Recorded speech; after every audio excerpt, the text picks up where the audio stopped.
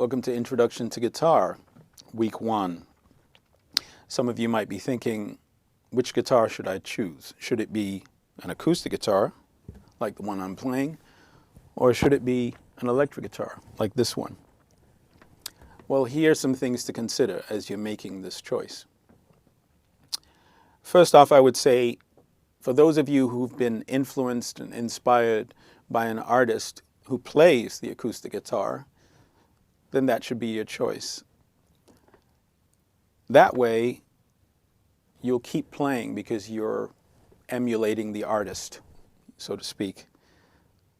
For those of you who might have been influenced, say, by Jimi Hendrix, for example, and your choice might be electric guitar, then maybe that might be your choice because it's the artist that inspires you to play the instrument, that gives you that initiative to pick up the instrument and practice. So whatever keeps you practicing should be your choice. There are some other things to consider. For one, acoustic guitar, slightly physically harder to play. So if you think that there are going to be some physical issues with you holding the strings down, for the most part, because of the action, sometimes acoustic guitar can be physically harder to play, whereas electric guitar, most of the time you can get really light gauge strings that make it physically easier to play. Ultimately, you choose the instrument that keeps you playing and excited about practicing. One other thing to consider is, and this is something where acoustic guitar might have the advantage, is that an acoustic guitar is a complete package. You can take it out of the case and you can start playing right away. Electric guitar, on the other hand, in order to play this instrument, there's some additional things that you need. For one, you're going to need some kind of guitar cable or cord, and then you do need an amplifier, an electric guitar amplifier. It doesn't have to be a custom amp like the one I have, but there are some companies like Fender who have some affordable packages where you can buy the electric guitar, and it comes with a cable, a tuner, strap, and all of the things that you need at a competitive price to a comparable acoustic guitar. Ultimately, you should choose the instrument that keeps you inspired to play and practice.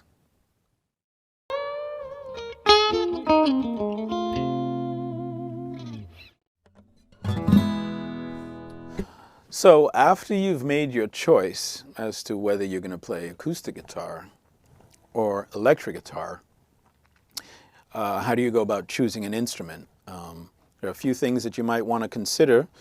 I would say for the most part, you should choose an instrument that is at least at what we might call a professional standard of quality.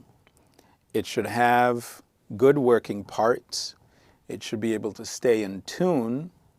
A cheaper instrument might not sound as full and as rich as an instrument that might be a little bit more expensive. My advice would be to sit down with the instrument. I know these days you can buy a lot of things online. My advice would be to try and get an instrument that you can sit down and physically play, and that you can actually tell to some degree, even if you are a beginner, that it actually feels like a good instrument. Now, you should, of course, love the instrument that you're going to play. Above and beyond the fundamental sort of physical quality of the instrument, the cosmetics or the aesthetics are entirely up to you. If you decide that you want to play a guitar that's green glow paisley, and that's the instrument that actually inspires you to practice every day, then that should be your choice of instrument. Just be careful not to sacrifice quality for the aesthetics. My advice would be to be in the room, play the guitar, like it. I would say maybe from the $150 to $250 price range might be a good starting point. You can certainly spend a lot more money, but if your budget is an issue, then I would say you can find a decent instrument these days for around $150 to $250, both in the electric guitar and the acoustic guitar arena.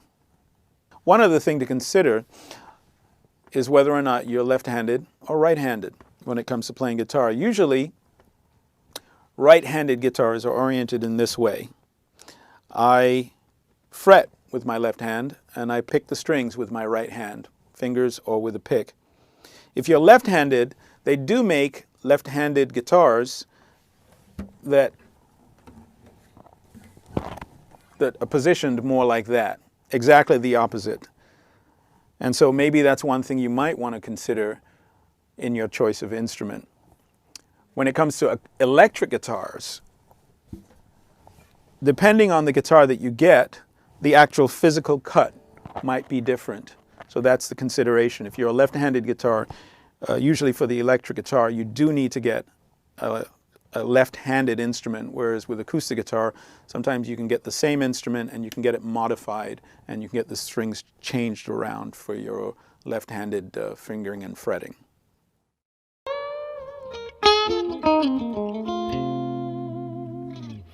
So let's talk about some essential accessories that you might want to consider getting for your guitar. I do recommend some kind of protective case. I have a hard shell case, which is good for traveling and checking in at the airport. I recommend a similar kind of case to protect your instrument. Adequate padding and nice soft fluffiness inside. Protect my instrument. A strap is essential, some kind of guitar strap. In this case, I have a leather strap. It attaches both ends, one end to the headstock of the guitar and the other end to a pin that's attached to the bottom of the guitar. Moving along, it's always a good idea to have some extra strings. Strings break from time to time. On average, I change my strings maybe once or twice a month, especially if I'm playing regularly, maybe even more often. And so I keep maybe 3 or 4 packs handy, and you just can't go wrong with that. This is called a metronome. I recommend this, and there are many different versions that you can get. This one is a simple, old-fashioned digital metronome. What a metronome does, and we'll talk more about this later, is it keeps time for you so that you can practice, whether it's a scale or a strumming pattern, with accurate time. It's essential to have some kind of metronome that you can use as a guide when you're practicing. All it does is it keeps a beat, as we can see, and there's some way to adjust the frequency of that beat. Now, there are many different kinds of metronome. You can buy a digital one like this. They're as cheap as like $10 or something like that. They even have some free online website metronomes that you can pick up. These days, if you have an iPhone, there's many free metronome apps that you can get. The idea is that you get one and you use it when you practice. In my case, my acoustic guitar does not have a built-in pickup. So what I have is a pickup that I install into the sound hole of the guitar. This goes right inside there under the strings, and then it allows me to plug it into either an amplifier or a PA. As I mentioned before, many acoustic guitars today come with built-in pickups, so you can actually plug them in directly without having to use an attachment such as this. But this is a pretty old guitar, and this is a pretty old pickup too. Some kind of tuner. There are many different kinds of tuners that you can get on the market today.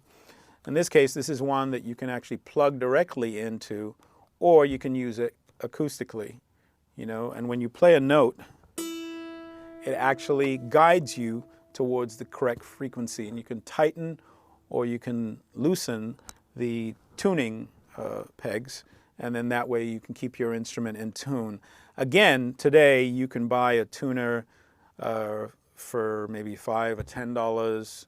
up to $20 or so. But there are many tuners that are available. If you have a smartphone, there are many tuners that are available, free tuners, along with various online free tuners that you can get your hands on. Another essential and very inexpensive item, this is called a string winder, and it also has a built-in what we call bridge puller.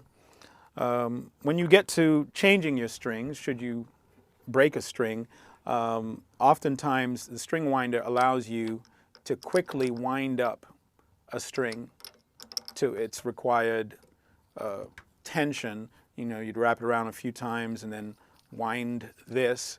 Should you have to change a string, there's a little corner of this, which is called a bridge pin puller, and you would get that underneath the bridge pin and pull it out.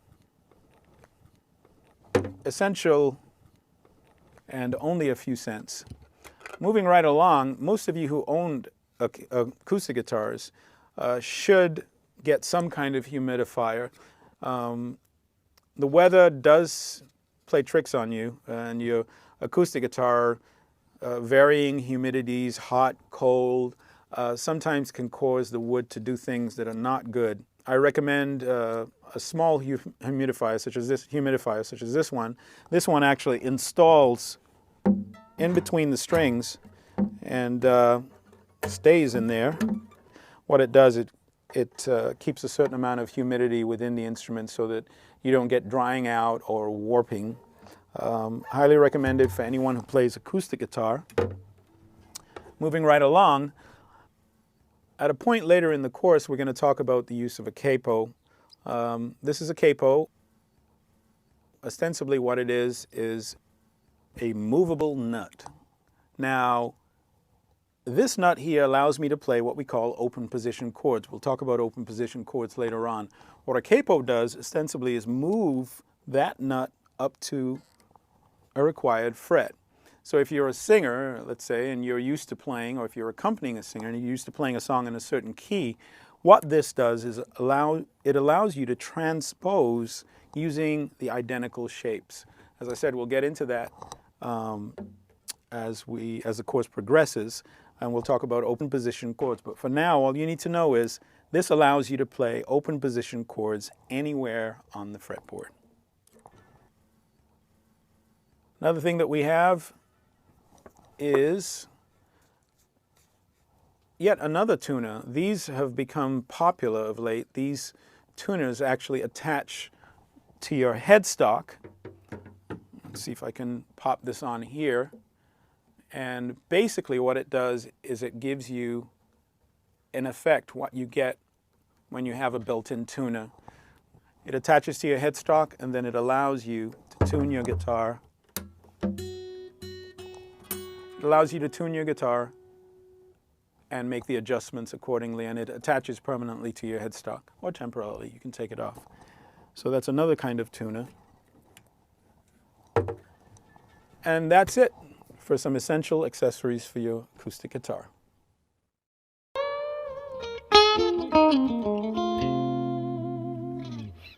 So now let's talk about some essential electric guitar accessories. First off, I recommend some kind of case. I choose what we call a gig bag.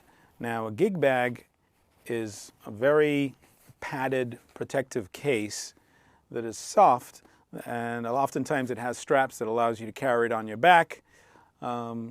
This one is professional quality. I recommend a gig bag for an electric guitar. It's just a little easier to take around, and most airlines do let you take gig bags into the cabin. You have to have some kind of professional quality guitar cable.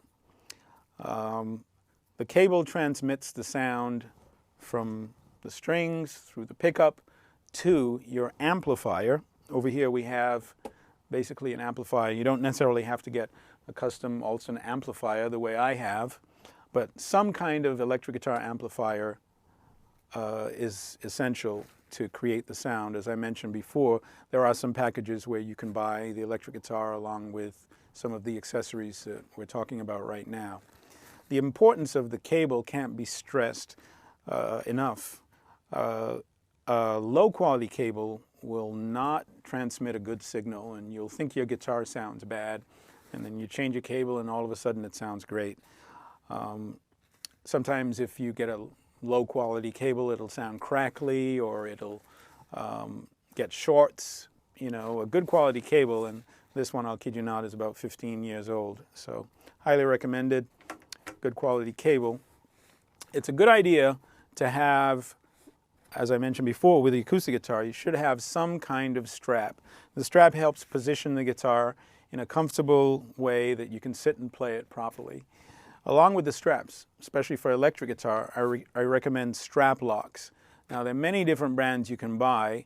I prefer these relatively inexpensive plastic ones. Now, what is a strap lock? A strap lock attaches basically to the strap, the other side of the pin, and it stops your strap from accidentally coming off, and then your electric guitar, your wonderful investment, crashing to the ground. So just for a few cents, you can actually have something that prevents that from happening. So I highly recommend some kind of strap lock. They range from cents to even, like, you know, quite a few dollars, depending on the nature or the permanence of the strap. I've been using these for, you know, 20 years, and they've never failed me. As with acoustic guitar, I recommend you got to have extra strings. You just never know when you're going to break a string, and you have to change it. And in order to change it, even though you won't be using the bridge pin pull section of your string winder, oftentimes it's convenient to have this to be able to wind your new strings on. As with acoustic guitar, some kind of tuner, either, you know, an independent tuner or an iPhone tuner, or in this case, I do have on my electric guitar a headstock tuner that's relatively permanently attached, and it allows me to stay in tune in between songs or as I'm practicing. And last but not least, as a matter of fact, most importantly, whether you play acoustic or electric guitar, you really do need to have a really good metronome, whether you buy a relatively inexpensive digital one like this one, or an iPhone metronome, or a lot of that stuff is available online, free websites. And last, but by no means least, one of the most essential things that you'll have as a guitarist is what we call the guitar pick. There are many different shapes, sizes, and choices that you make around your pick will affect how you sound. It'll affect how you play. So later on in the course, we're going to cover the picks in greater detail. But for now, you can go out and get yourself a guitar pick that works for you, and also try and buy one or two of the same, because eventually we always end up losing these. So pick out yourself a few of these guitar picks and keep some extra ones as backup. And so those are some essential electric guitar accessories.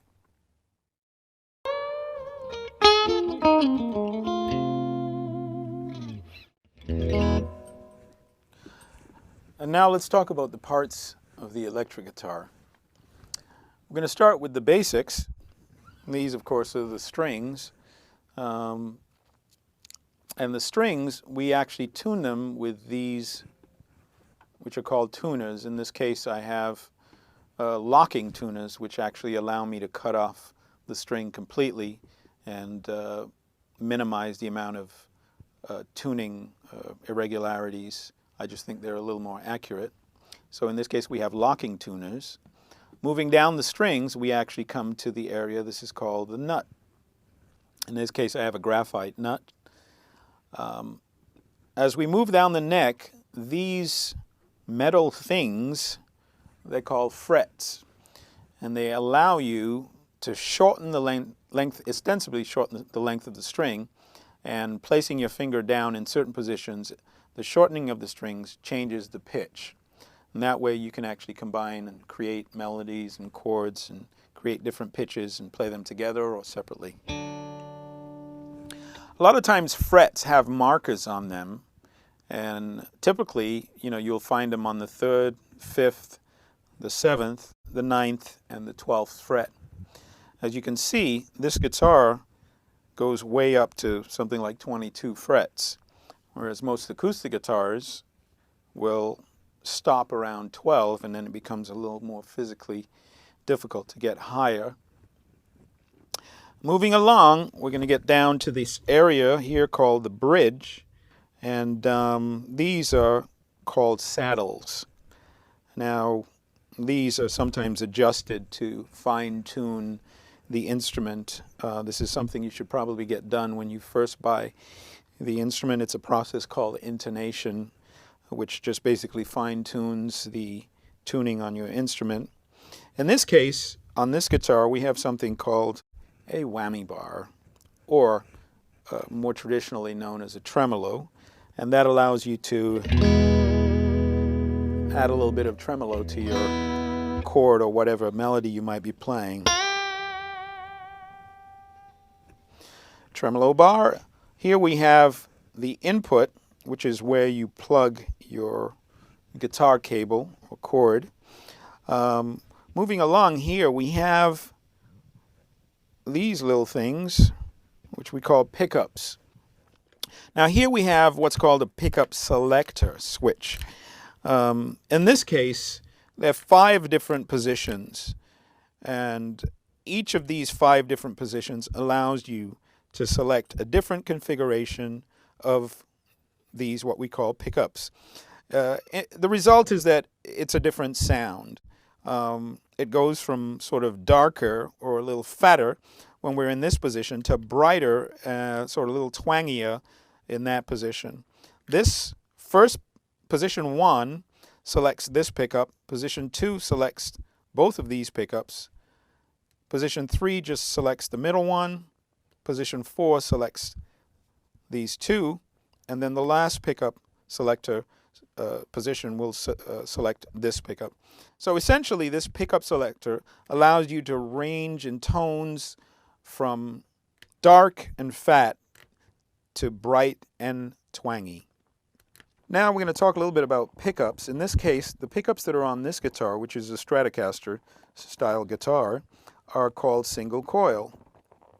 Without getting into too many details, there are 2 options that you usually have are either single coil, as we have here, or if they look a little squarer, sometimes you might have what's called a humbucker. Now the difference sonically is that humbuckers might sound a little louder, a little fatter. Single coil, as we have here, are sort of very thin with less output, a little twangier, a little brighter. It's just a question of personal preference. Both are really great sounding pickups. In addition, we have tone controls, and again, you might find different configurations of tone controls and volume controls based on the instrument that you have. In this case, I have 2 volume controls and 1 tone control. Usually there's a volume and 2 tone controls. In my case, I've had some custom work done. Usually just a volume and tone would be the standard setting. Now if we take a look right here, we'll see a little hole at the top of the neck. This is called the truss rod adjustment area. Now I would advise you when you first get your guitar to make sure that it's set up correctly.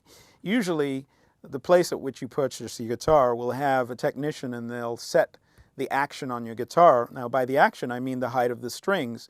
What the truss rod adjustment does is it controls the bow and in effect the height of the strings above the fretboard. That makes it physically easier to play. A guitar with low action will have low strings. A guitar with higher action, well, you'd have to press a little bit harder. So the truss rod adjustment is used in combination with the saddle fine-tuning when you first get your guitar and your technician sets it up. So I would recommend, if you can, a professional setup. Now, usually on many of the Strat style guitars, we call this style of guitar, it's a Fender Stratocaster, affectionately called a Strat, you'll find what's called a pick guard. Now the pick guard covers the wood and again protects it, because sometimes when you're playing, often you hit. So you'll find some pick guards that are pretty worn. In the cases where there's no pick guard, you'll find the wood quite worn from playing. And that's it for the parts of the guitar.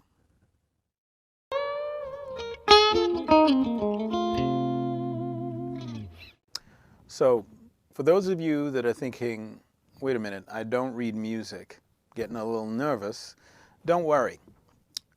Later on in the course, we're going to give you the basics you need to get you to understand a little bit about reading music. But for now, we're going to use a couple of different formats to get the information off the page onto your guitar. These two formats we call chord block diagrams and fretboard maps.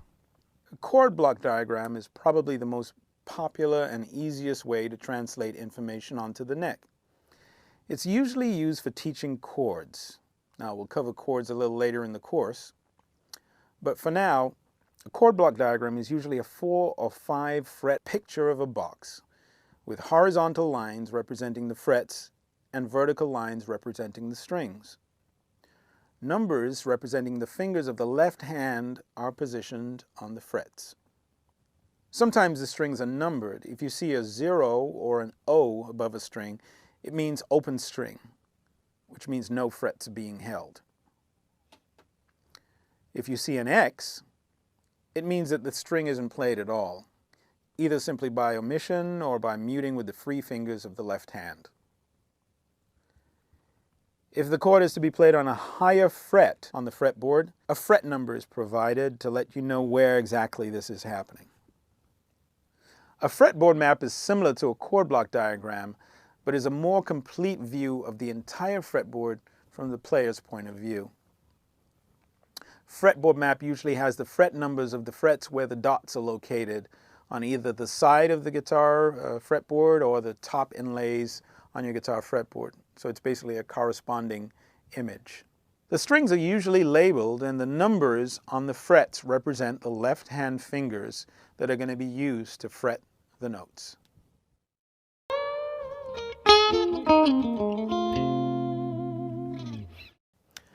Now, for those of you that are anxious to start playing your instrument, while we're covering the basics, I'm going to give you a little something to get you started.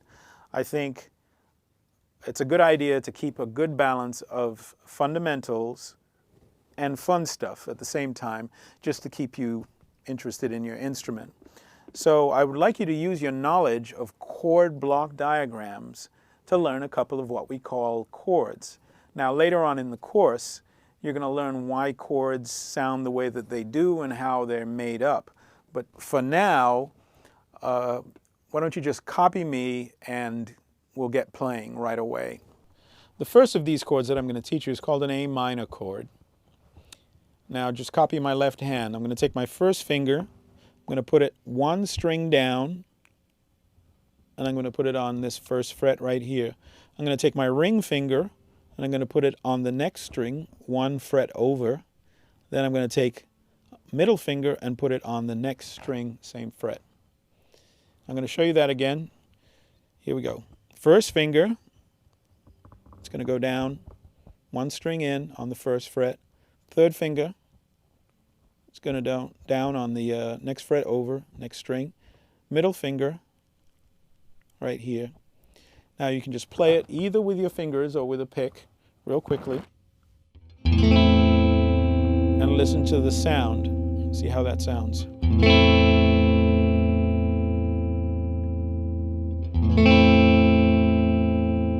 Kind of a sad sound.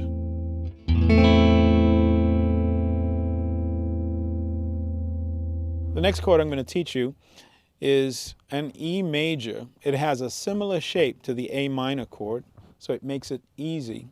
For those of you who feel confident about your A minor chord, you move everything over one string like that.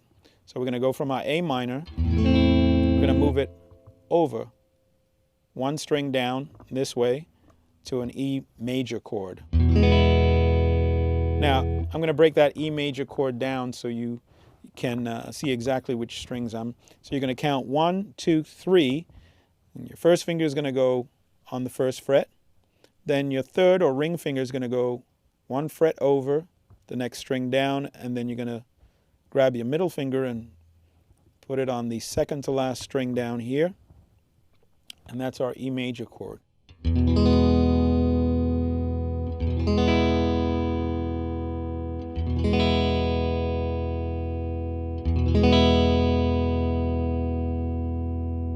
Now we're going to try and go back and forth between these two chords. Since the shape is very similar, you can move both or all sets of strings or all fingers just over one string to get a different sound. We're going to go from A minor and we're going to move down to an E major. A minor to E major. A minor to E major. A minor to E major. Now in both cases, you can play all of the strings.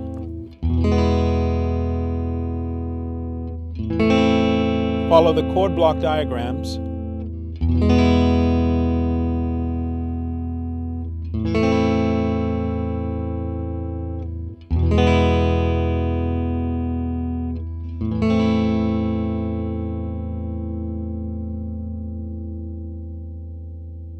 Now just listen to how they sound, and both of these chords allow you to play all of the strings. Even though we're only holding 3 with the 3 fingers of our left hand, you can play all strings, so no strings are omitted. Doesn't matter how you hold a pick at this point. We'll talk later about pick technique and finger technique, but for now, just make sure you play all of the strings and have a good time.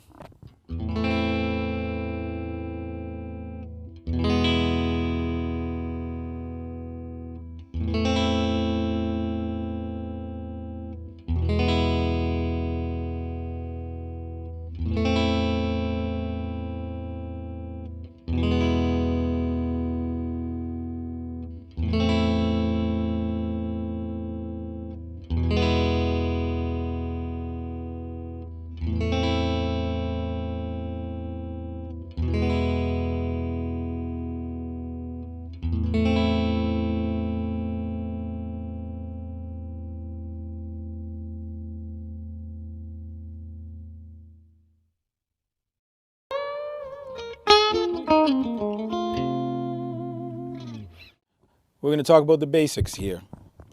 String names and string numbers. So first of all, strings on the guitar are numbered from high to low. So the first string, of course, we call number 1. This is an E string, and it sounds like this. Next string down is number 2, and this is a B string. And it sounds like that. The third string down is a G string, number 3. The fourth string, and this string has a different consistency, and most of the time this is the case, whether you're playing steel strings or nylon strings. That's a D string. Number 4 is a D string. Moving along, the 5th string is an A string, and the 6th string is also an E string. Now this E is actually the same as that E, but it's 2 octaves lower. So in review, strings are numbered from top to bottom. 1, 2, 3, 4, 5, 6. 1 is E, 2 is B, 3 is G, 4 is D, 5 is A, 6 is E, and this E is 2 octaves lower than that E. And we'll talk about octaves in an upcoming lesson.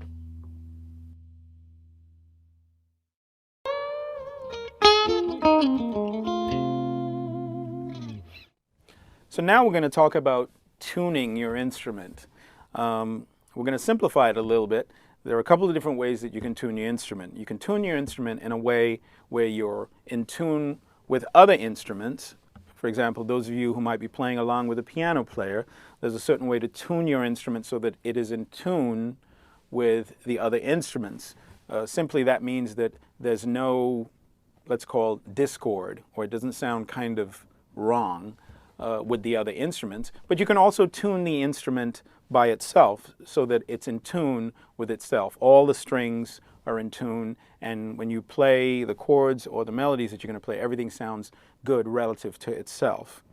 So we're going to start off with what I think is the simplest way to tune a guitar. And those of you out there who have access to a smartphone, there are many free tuners that are available on it. Or you can buy a simple digital one anywhere from the $5 to $10 price range upwards, and they're very effective, and it's the simplest way to tune your instrument. It tells you exactly what string you're playing, and it tells you whether you need to tighten it in order to make it a little bit sharper, or to raise the pitch, or to loosen the string, which lowers the pitch. Usually a digital tuner looks, something like that. For the purposes of ease of demonstration and the nice big screen, we're going to use one of these smartphone tuners right here. And we're going to demonstrate really quickly how to tune an instrument using a tuner like this. As you can see, it's so sensitive that it's picking up the frequencies in my voice as I speak. So we're going to start with tuning the guitar. I'm going to start by simply matching and adjusting the strings according to what we're seeing on the screen here.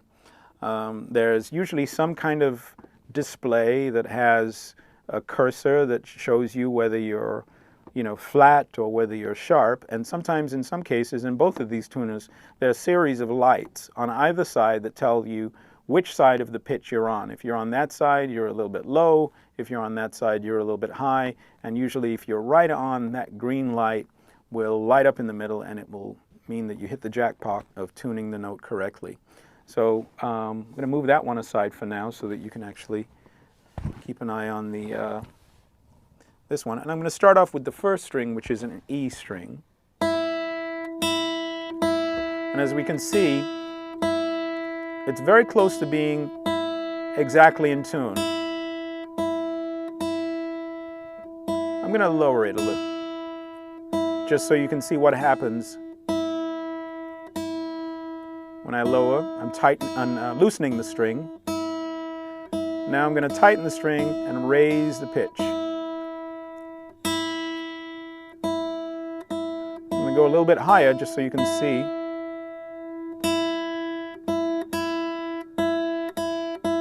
And lower it back down.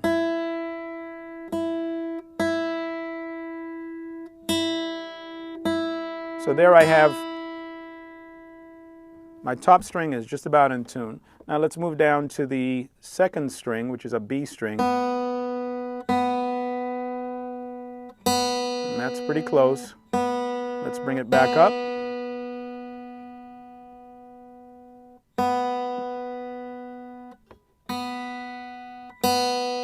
And the green light is on.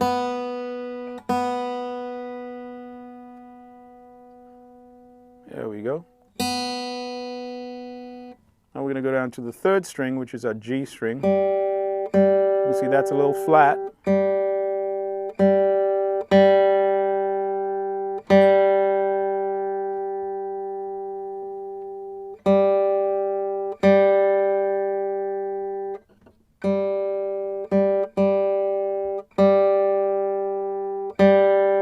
It's a very sensitive tuner.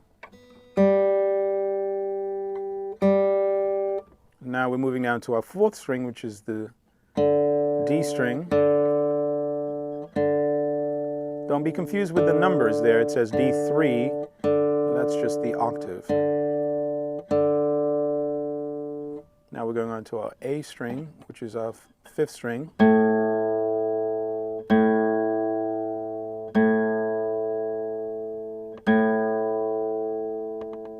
And now our sixth string, which is an E string. And that's flat. So look what happens when I tighten it up, raise the pitch.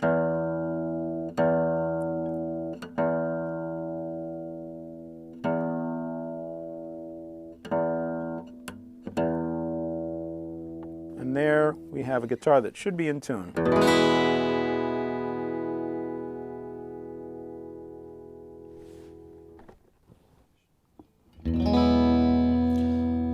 So for those of you who are out there playing electric guitar, more commonly what's available to us as a tuner is called a pedal tuner. Usually it's not much different from the digital tuners that we used for the acoustic guitar, except that usually it's on the ground and you operate it with your foot. Most often there's a switch that cuts or mutes the signal to the amplifier. So whereas you might have it coming through the amplifier, usually there's a foot switch that allows you to mute. That way you can tune secretly in between songs as you're on stage. And the format is the same. You'll have a display. In this case, it's lighted, so that way you can see it. If you're a working musician in a dark club, you can look down and switch it with your foot, and then you can actually very clearly see the display. In this case, we see here I'm playing an E, and make sure it says E there, because this is a chromatic tuner and it will tell you whatever note you're playing. And then you're going to tune it up. If we go a little bit too high, you see what happens? The display tells you that you're a little bit right of center there, and we go back down. So that's our first string, which is the E, top E, which is now in tune. And we're going to move to our B string, which is slightly flat. And there we go. That's right in the center. And now the G is slightly flat. I purposely detuned this guitar, by the way.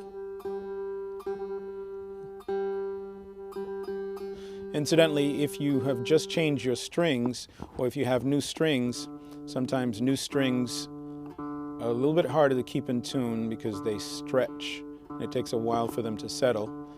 Now here we are on our fourth string, which is a D, and we're tuning it up, we're tightening, thereby making the pitch a little bit higher, raising the pitch. And here we are on the A string, which is slightly flat. That's our fifth string, and we're tuning up slowly till it's dead center. And now we're moving on to our sixth string, which is the E. So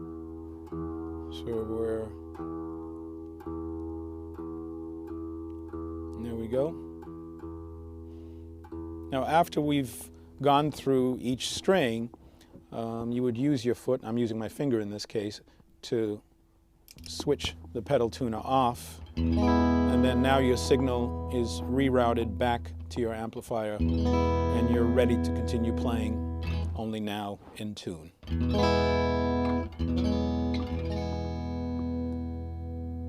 And by the way, this is considered standard tuning. There are many alternate tunings that we could use, but for this whole course we're going to be using what's called standard tuning.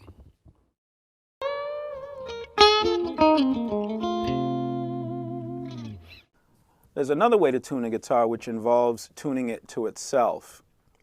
And this way is more of a string matching way.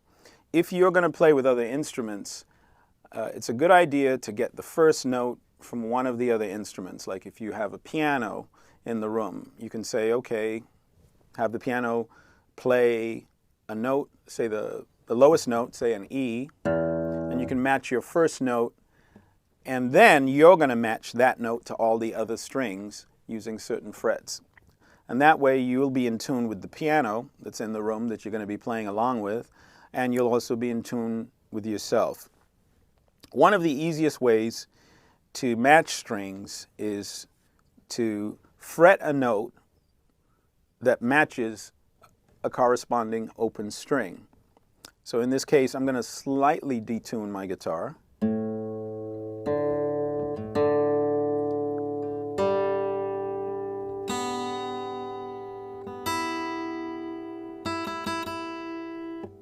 And now I'm going to attempt to tune it using string matching. Let's just pretend that the first note I got from a piano player. So I know that this note is in tune with the piano note. So that note is the 6th string, and it's an E. So now what I'm going to do is I'm going to count up to my 5th fret, 1, 2, 3, 4, 5, and I'm going to play this note right here. This note, just for information's sake, is an A. So what I need to do is match that note to the 5th string open. So this A and this A should match. Now if we listen, we have to use our ears a little bit here. We can tell that the second note is slightly lower than the first one. So I'm going to take the second note, which is the open string A, string 5. I'm going to raise it a little bit. I'm actually going to switch hands here so that I can keep both notes playing at the same time. And you can almost hear when both notes sound the same. Now I'm going to move to the 5th string, 5th fret, same thing. So I'm going to actually move across to the 5th string, and I'm going to match this note, which is a D, to the open string D, which is your 4th string here. So the first note was the A. Make sure that's matched properly. Now I'm going to move over to the D. You can hear the second note is slightly flat. So I'm going to tune that one up.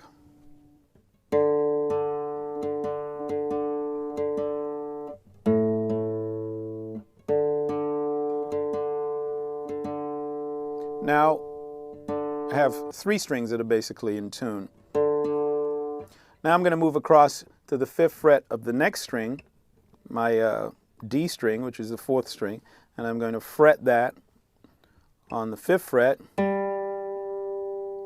and match it to the next string, which is an open G. Okay, that sounds pretty close. So to recap,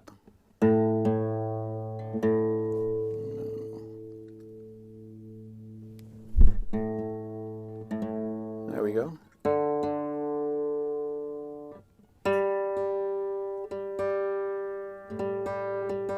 Now for the next string, instead of doing the 5th fret, I need to move down to the 4th fret. So this note is a B, and I need to match this note to the open string B, which is string number 2.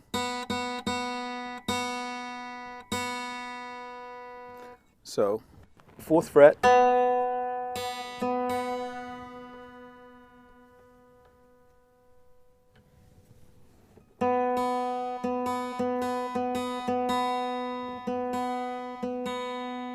sounds pretty close. Now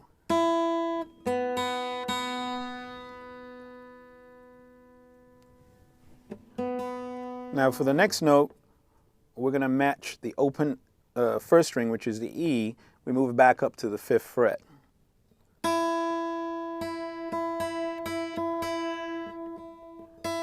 And again, oftentimes it's easy to reach over and tune with your right hand so that you can keep the notes sustained as you tighten the strings.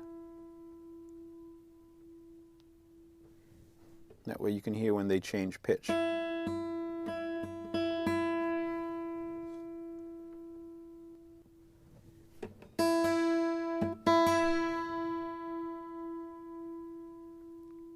There we go. You can almost hear a little vibration when the pitches are slightly off.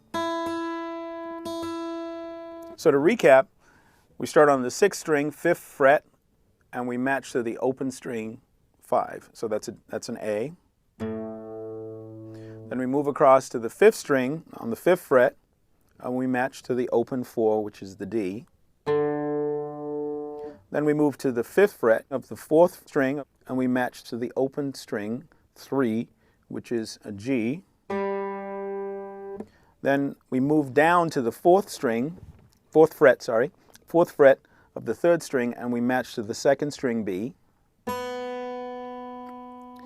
And then we move back up to the 2nd string, 5th fret, and we match to the open string, which is the E, number 1. And then we should have a guitar that's relatively in tune. Keep in mind that some of these matching methods, you might have to tweak your instrument a little bit. It all depends on the intonation and how well you've matched. But for the most part, you should have an instrument that's in tune. Now, there are a couple different ways to get your starting note. Certainly, if there's a piano player in the room and you are going to be playing along with the piano player, then you should get your starting note from the piano player. It can be the first note, which is the E, or it can be any of the other notes, and you can just use the matching backwards, whichever note that you have. You can adjust accordingly. There are a couple other ways to get a starting note. A lot of tuners and metronomes often have a starting note. In this case, it's an A, and if we switch on here, we can hear, let's turn that up a little bit. It's actually giving me a pitch, and that is a pitch of A440, which is the tuning standard when you want to tune with another instrument and be in tune with other instruments. So I can actually match that note to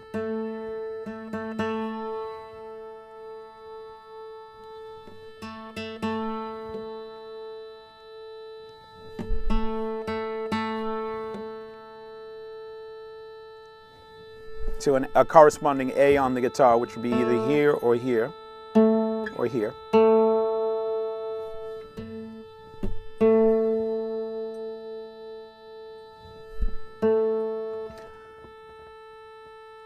So that's one way to get a starting note if you want to tune and be in tune with other instruments. Another way that you might do it is a good old-fashioned way, which is tuning fork. It's called a tuning fork. And this tuning fork, actually, when you make it vibrate, you can hit it against your knee very gently, and you place the end, say, on the bridge of your guitar, and then you can get a starting pitch of an A, like that.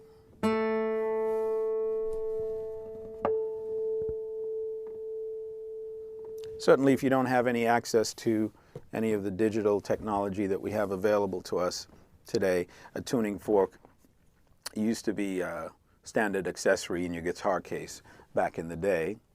By far, I think the easiest way to tune a guitar is to get your hands on some kind of digital tuner, because it does the work for you. A lot of times there's a little digital readout with a needle that tells you, hey, you're playing that note, you need to tune it up a little bit. It's a little flat, you're playing it, it's too sharp, tune it back down. And it also tunes in tune to the standard A440. So a digital meter is the way to go. There's many makes and sizes. I actually have another one here. This one actually fits on your headstock. And if that attaches to the top of your headstock like this, and it works with the vibration of the guitar. Again, this is a, as you can see,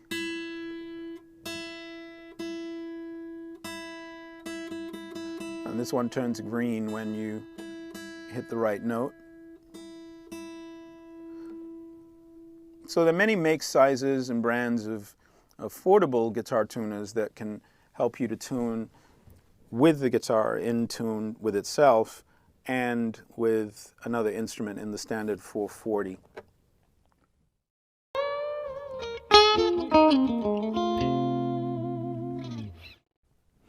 Now I'm going to show you another way to tune a guitar using matching. This might be a little more advanced, but I'm going to give it to you anyway. So those of you that are interested, because it's considered a slightly more accurate way to tune a guitar using matching.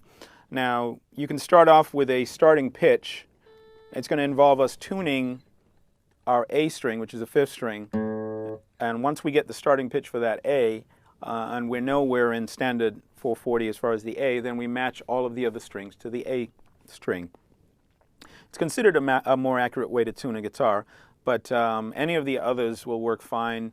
For those of you who might be interested, it's a method that's called tuning using harmonics. Now, really quickly, we haven't gotten really much into fretting notes, but when you fret a note on the guitar, you would usually put your finger behind the fret and press in the space. For harmonics, and we're just going to do this just for this tuning thing alone, you would place your finger directly above the fret and basically mute it, press lightly, and we can see we create a sound when we attack the note. Once the string is muted, we actually create a high-pitched sound versus fretting, and this is harmonics. So we're going to tune the guitar here using harmonics, and it's a pretty easy method. So here goes. What we're going to do is we're going to match the 6th string, 5th fret. Now, assuming that our A string is already in tune A440, we're going to match the 5th fret of the 6th string to the 7th fret of the 5th string. We can see those sound pretty close. If you needed to adjust, you could. In this case, the A string would be in tune, so you would adjust the 6th string.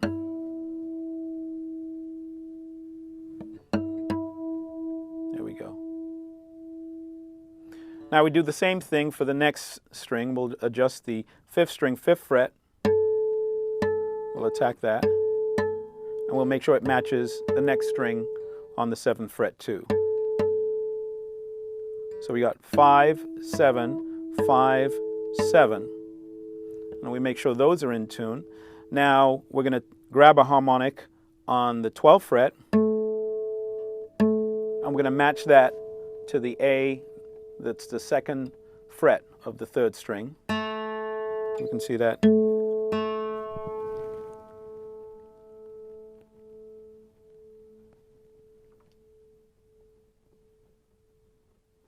Like that. That's pretty close. Now we go back to the 5th string on the 7th fret. I'm going to match those to the 5th fret of the 2nd string. See, that's a little sharp.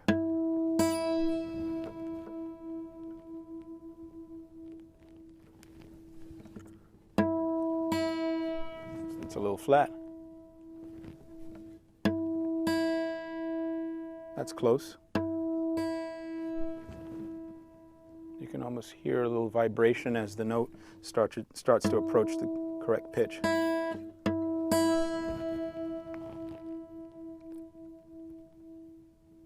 There we go. One more time. And then we match that same fret, 7th fret of the 5th string, to the open string, which is our 1st string, E. So that's tuning the guitar using harmonics. And you should have a guitar that's in tune.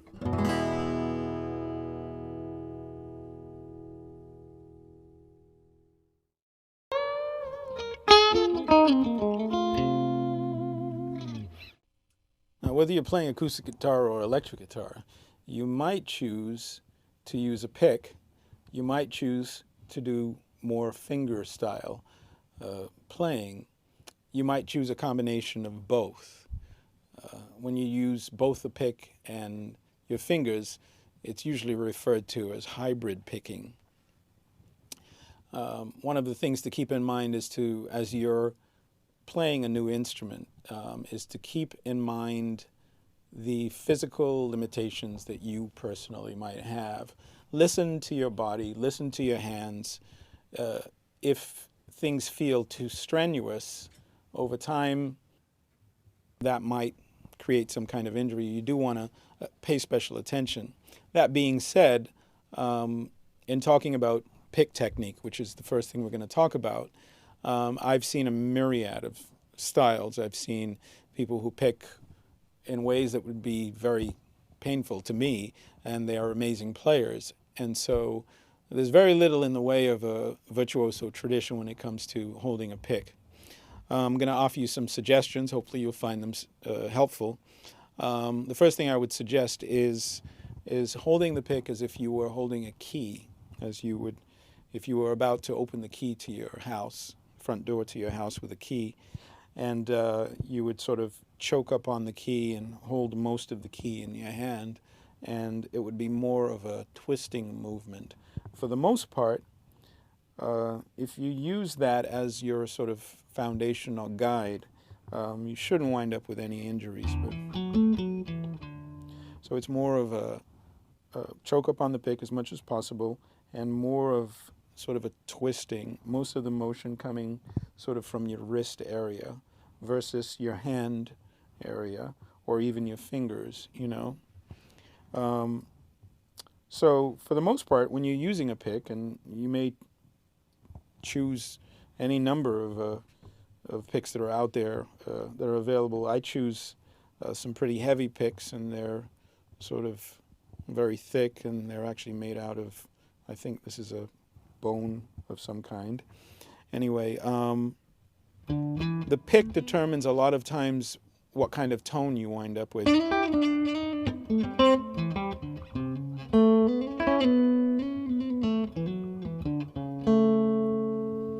So you may want to spend some time experimenting with different types of picks and finding one that you think creates the kind of voice for you on guitar, whether you're playing acoustic or electric. There are a couple of different ways to use a pick, and I'm going to start off by using open strings and grasping the pick, choking up on it so that only a little bit is showing, and I'm going to do what's called a downstroke. Typical downstroke is like that.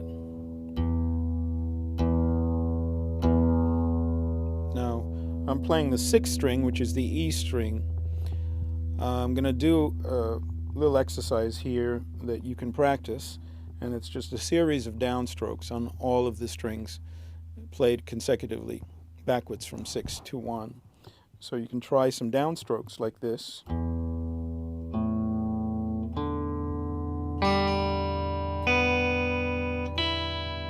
And then in reverse order, or from 1 to 6 now.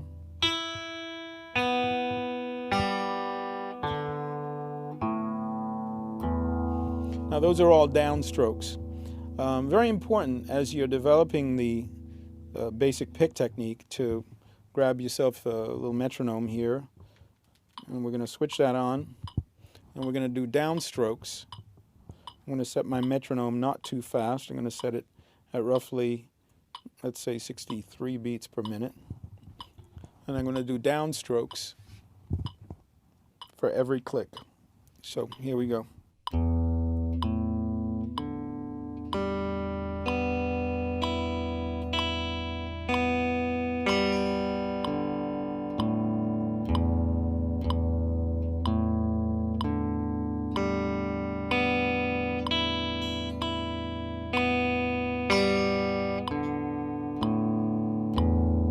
Now in time you can slowly speed up your metronome to where you get to a higher speed, and you're much more comfortable doing that.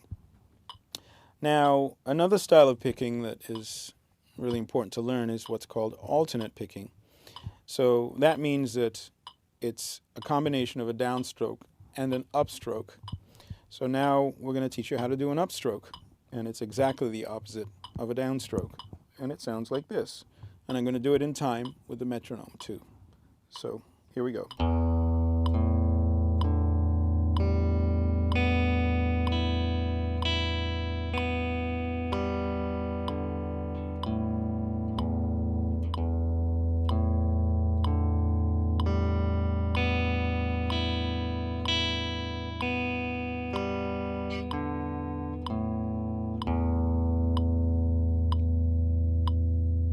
So those are our upstrokes.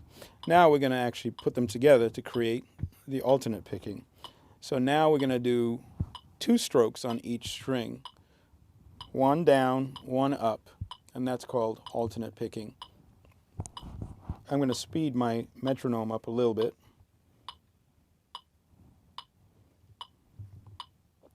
So here we go. Alternate picking, 2 strokes for each string.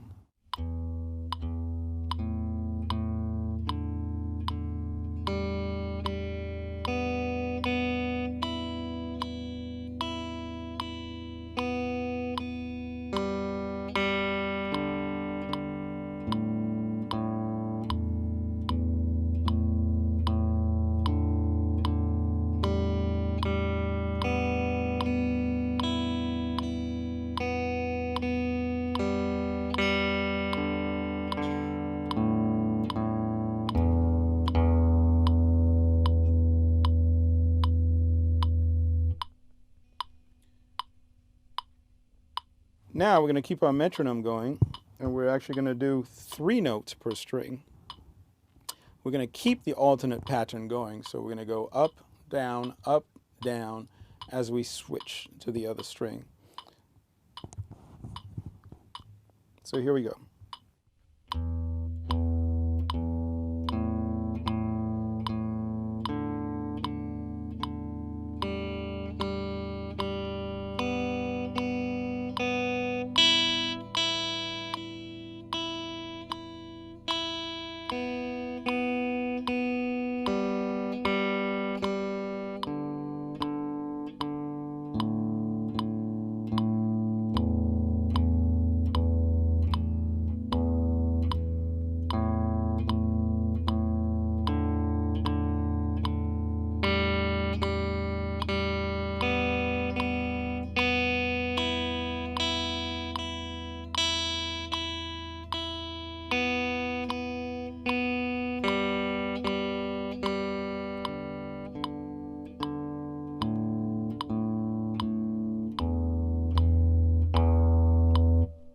Now we're going to do alternate picking 4 notes per string.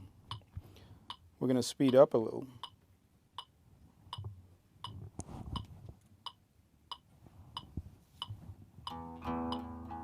I'm actually going to use these. Let's speed up a lot here.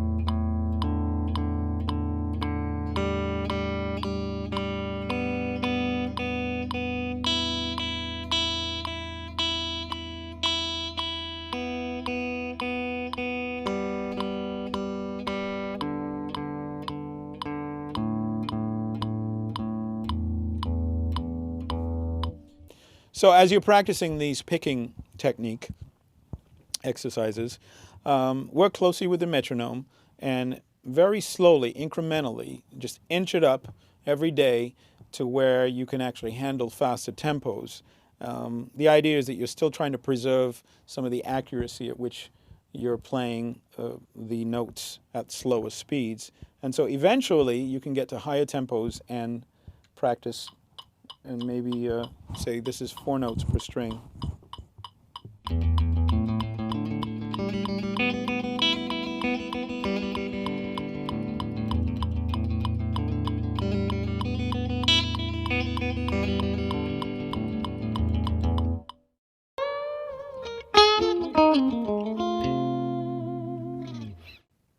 So we're going to talk a little bit about some sort of fundamental finger style, or an approach to a finger style that's based somewhat on classical technique, but in time you can sort of change it, or it can evolve to fit your playing style. For the most part, the thumb, we're going to use our thumb to cover the 3 bass strings. That's 6, 5, and 4. Our ring finger we're going to use to cover the top string, which is our E string, number 1. Our middle finger we're going to use to cover our B string, which is string number 2. And our first finger, or index finger, we're going to use to cover our G string, which is our 3rd. Now I'm going to teach you a little exercise that'll sort of give you an idea of what we can do here. Let's try this.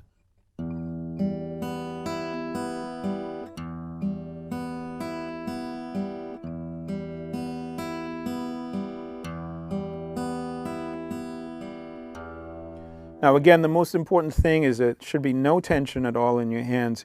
You should feel pretty relaxed. And again, listen to your body, because you don't want to wind up with any kind of injury. Usually you have to be a little more hypervigilant when you're starting a new regular repetitive motion. Just make sure that you feel no tension at all. My hand is completely relaxed, and I'm just letting my fingers fall on the strings.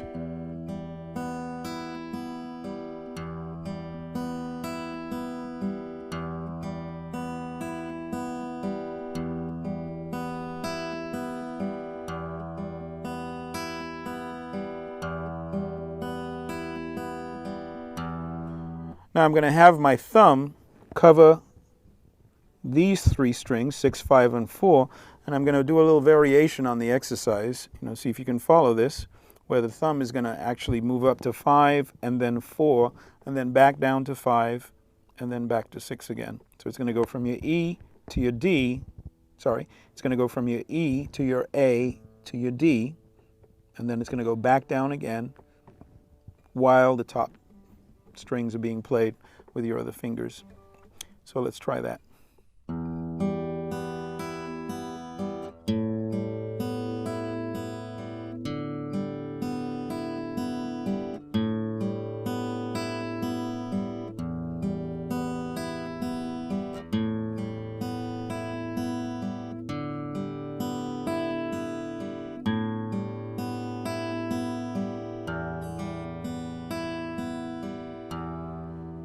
Now I'm going to grab my metronome. Again, it's always important to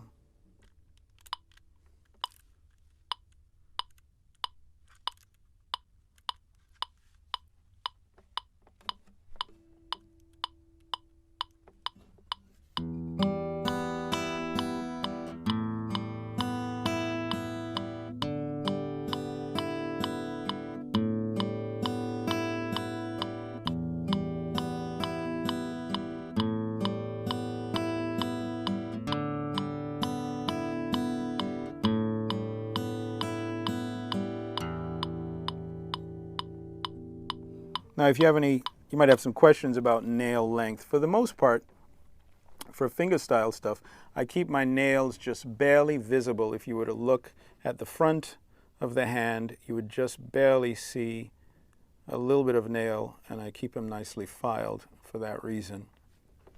So that's the first, or the fundamental, sort of the foundation for what. And again, work with your metronome so that you can actually slowly build it up to a tempo at which the stuff you might find it useful in the context of real music. There's another method that you can use where you alternate between your index finger and your middle finger, and this you can use very similar to the way we do alternate picking, where you can use this where both fingers attack the same string. So you get an alternating pick attack. And you can take it through all 6 strings.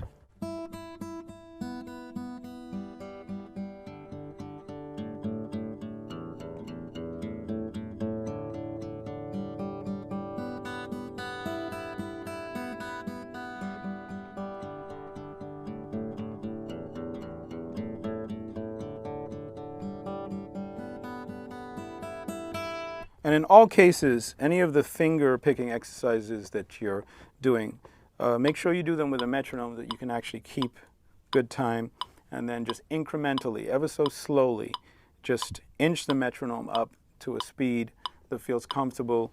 It gives you some facility, and you you get a little workout, but at the same time preserving a lot of the accuracy with which you're playing them at slower tempos.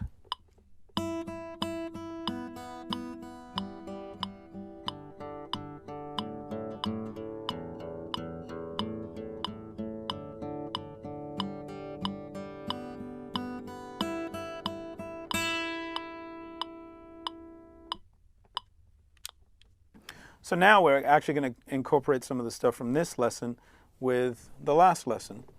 And we're going to, the two chords that we learned last week, the A minor chord and the E major chord, we're going to practice those chords using the fingerstyle techniques that we've learned in this lesson. So here's the pattern.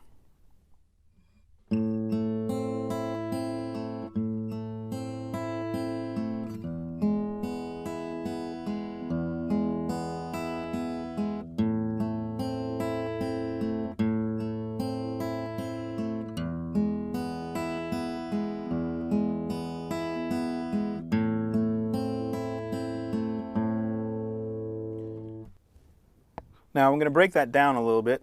Basically for the A minor chord, the thumb covers the 5th string. And then our index, middle, and ring finger cover the 3rd, 2nd, and 1st string consecutively. So it's going to sound like this. And we do that twice.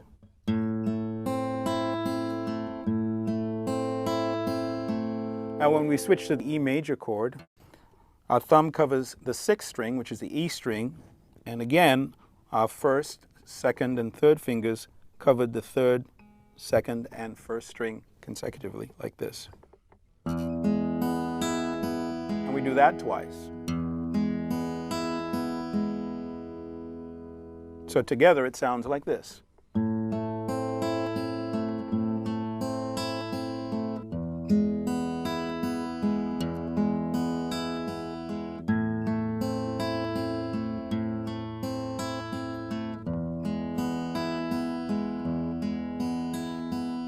End on the A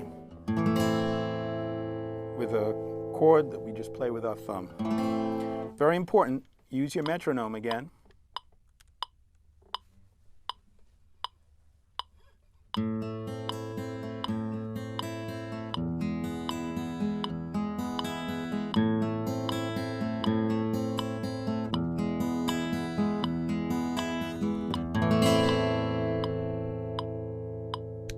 Always keep the metronome handy. So that's our little exercise, finger picking exercise with an A minor and an E major chord.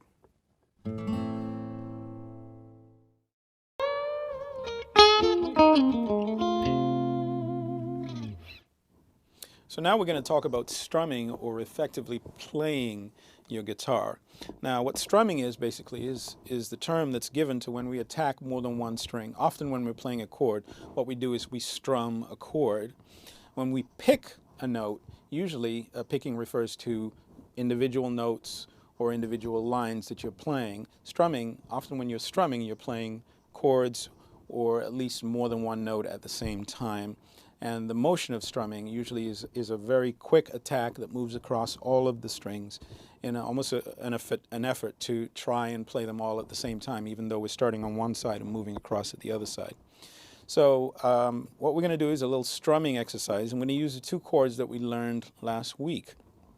We learned an A minor and an E major chord, and we're going to use a pick to strum. Now, I'm going to demonstrate some finger strumming in a second, but for now we're going to start off with the pick, and we're going to choke up on the pick, so to speak, and we're going to hold it as if we're about to turn the key in the lock of our front door, just enough of the pick to attack the strings with a very solid attack, you know. And we're going to move back and forth between these two chords, the A minor and the E major from last week.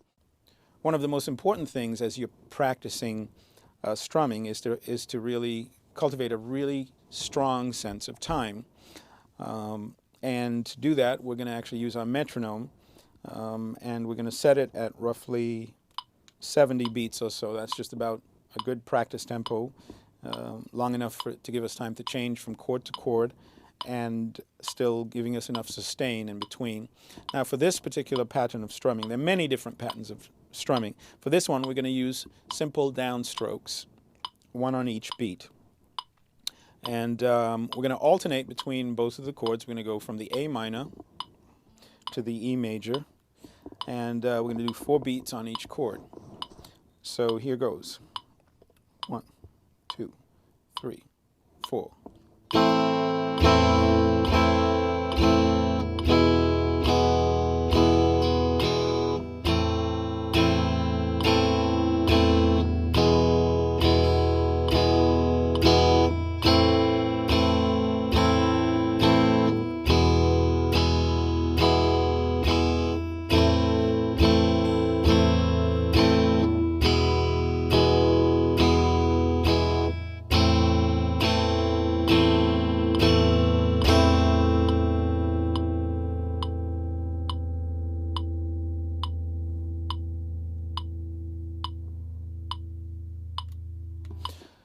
So that's an example of strumming sort of straight downstrokes with a pick. Now, you don't have to use a pick. You can use your fingers for strumming. Often acoustic guitarists will use their fingers even when they're strumming. So we're going to practice the same thing, again, using our fingers this time. Now, when I'm strumming with my fingers, I try to recreate the same very explosive sound moving across the string. So oftentimes I'll use all of the ends of my fingers and try and create a sound. My fingers move across almost in a flicking pattern like that. So it'll be sounding like this. Once again, all fingers, just. So we're going to practice the same thing now, just using our fingertips. So here we go, metronome on roughly 70.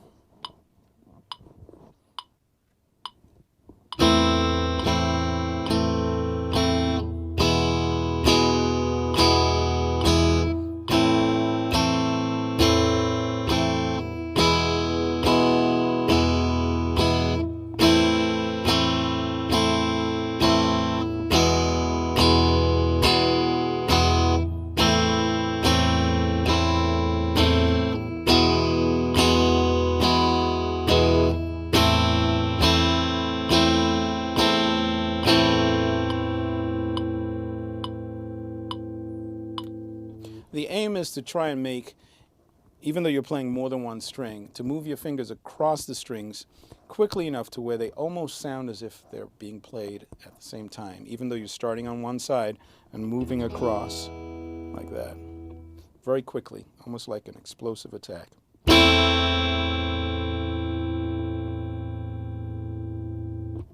So that was a pretty basic downstroke strumming pattern.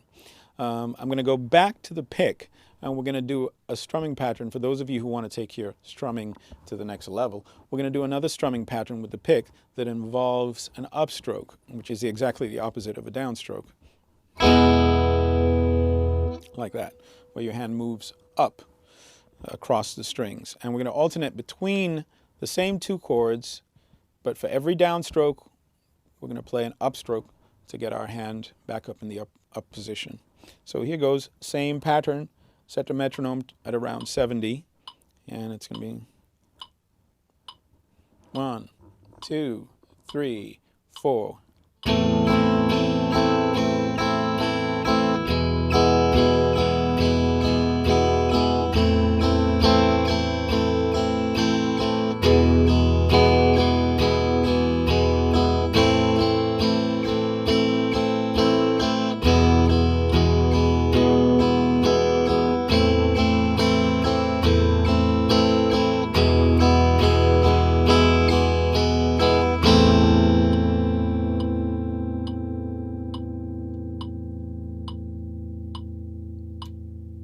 So those are a couple strumming patterns that you can practice using some of the chords that we learned from last week.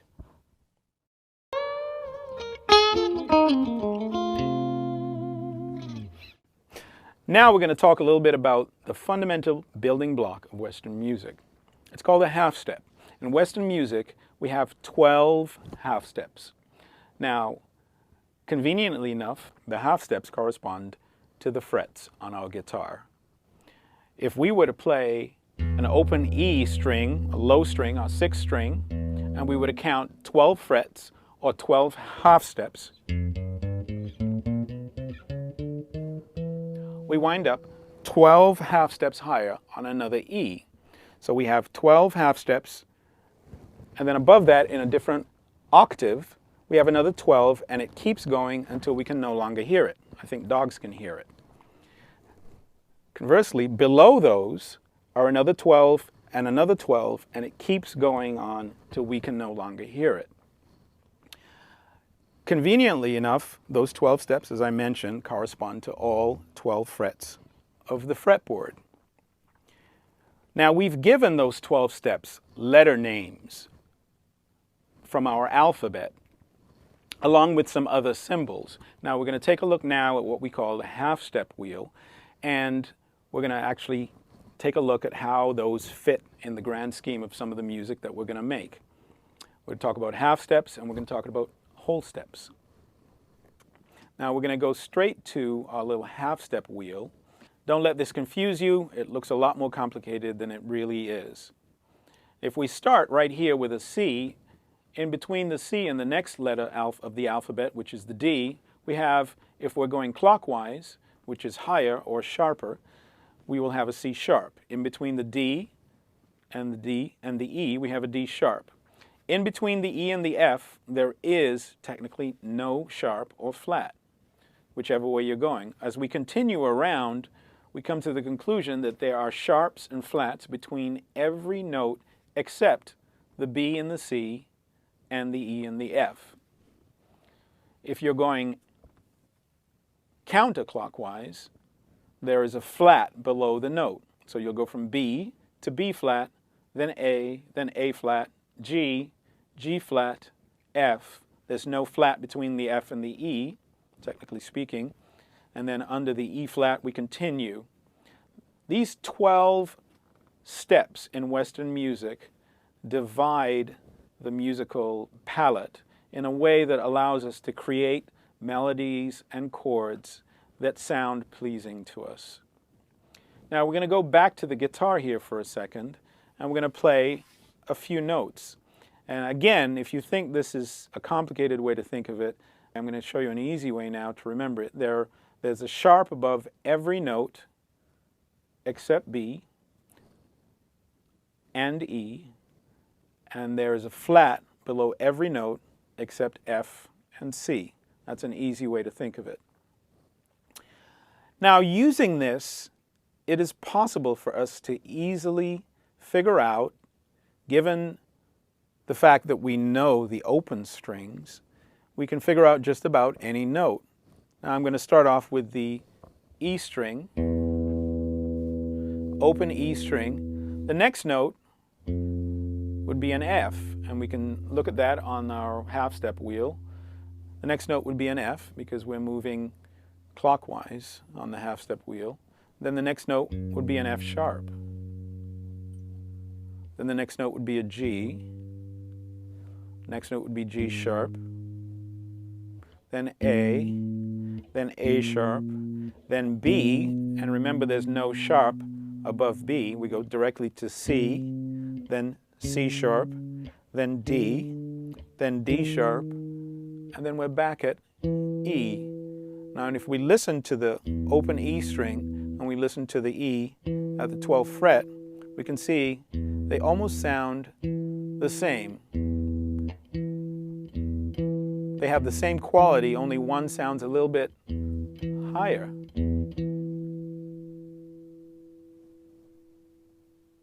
If we do that again, let's go from the open E string. We go to the F sharp, to the G sharp, and then we get here to the A. Now, remember when we were tuning a guitar, we matched this A with the open string A. So now we can conclude that there's some notes on guitar that are actually repeated on other strings. Now, as confusing as that might sound, that is the feature of guitar that allows us to play combinations of notes which are called chords. We'll be covering chords later on after we cover scales, basic scales. The most important thing and the easy way to remember this is that all ascending notes have a sharp note above them except B and E. All descending notes have a flat note between them except C and F. So in between each note has either a sharp or a flat above or below it. The sharp or the flat is often referred to as an accidental. In addition, the word flat can also be used to define going lower in music, and the word sharp can be used to define going higher in music. And you might be able to remember that from when we were tuning the guitar, where we needed to make a note sharper or we needed to make a note flatter in order to make it agree with another note to which we were matching. So now we have an understanding of what a half step is and how it corresponds to each of the frets that we have. So 1 half step, 1 fret. A whole step, of course, conveniently, is 2 frets. So if we were to start, let's start with this note F, which is actually a half step above our open E on a 6th string. We'll start with an F here, and we're going to play a note a whole step above this note. Now this note, so we're going to skip over 2 frets to the next note, which will be a G. Now we're going to go another whole step above that note. We're going to skip over the half step and go to the next 2 fret space, which will be an A. Now if we want to note another whole step above that, we move up simply 2 frets to B. A whole step above that note, we're going to jump over our C, and we're going to wind up on C sharp. Another whole step above that note, we're going to jump over D, we wind up on D sharp. One more whole step, and we're back an octave higher than the F that we started on. So we have now half steps, and we have whole steps.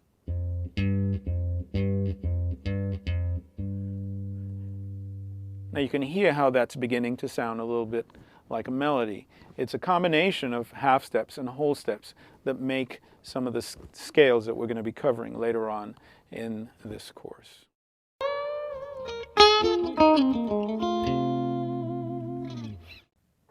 So now I'm going to give you some notes on the fretboard that you should memorize.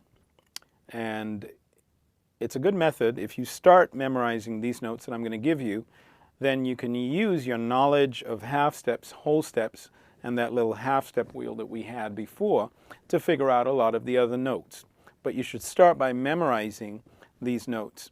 And I'm going to give you the notes on the 6th string. Then I'm going to give you the same notes on the 1st string, because this 1st string is also an E string, 2 octaves higher than the lower E string. And I'm also going to give you the notes that are on the 5th string. Now there's a reason why we're doing this, but when we get to talk about chords and movable chords, you'll see how this knowledge will help you. So we're going to start with our 6th string, which is our E string, open string, as we know. That's a little bit of a review. If we move up a half step, the first note here is an F. Now we're going to move up 2 more half steps or a whole step, and this note here will be a G, the next letter note in the alphabet. We move up 2 more half steps, and we're going to wind up at an A. We move up another 2 half steps, that's a B. Now we're only going to move up a half step now, 1 half step, and we're going to get to our C. 2 more half steps, we're on D, and another 2 half steps, and we're back at an E, which is an octave higher than the open E that we started with. Recap real quickly. Open E, F, another whole step, G, another whole step, A, another whole step, B, now a half step, that's C, move up two more half steps or another whole step, that's our D, and then we're back at our E. So you're going to start off by memorizing that, and the great thing about it is once you have that memorized, then it's very easy for you to do the same thing on the top string, which is our first string. So we're going to start with our first string, open E. We're going to move up a half step to F, another whole step to get to G,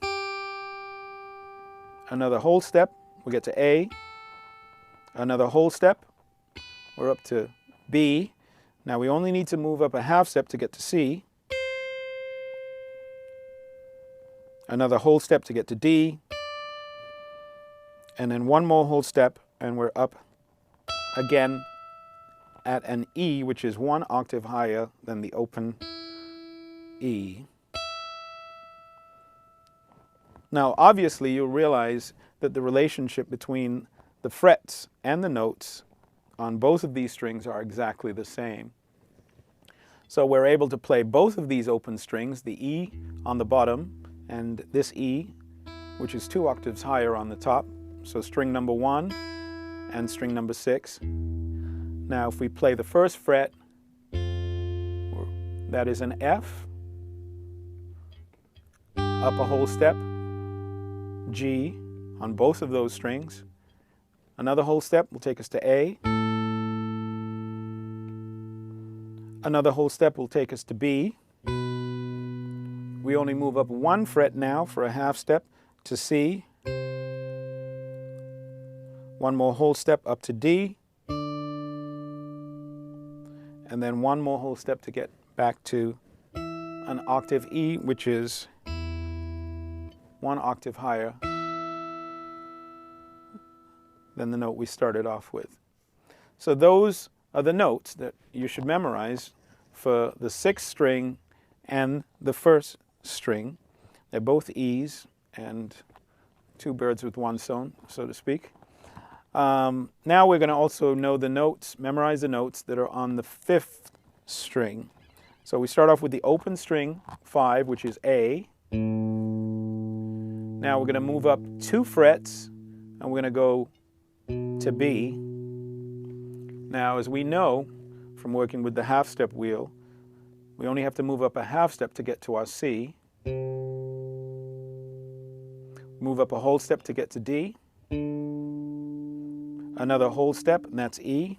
A half step gives us F. We move up a whole step and we're at G. One more whole step and we're back at A, which is an octave higher than the original A, the open string 5 that we started with. Recap really quickly, starting with an open string A,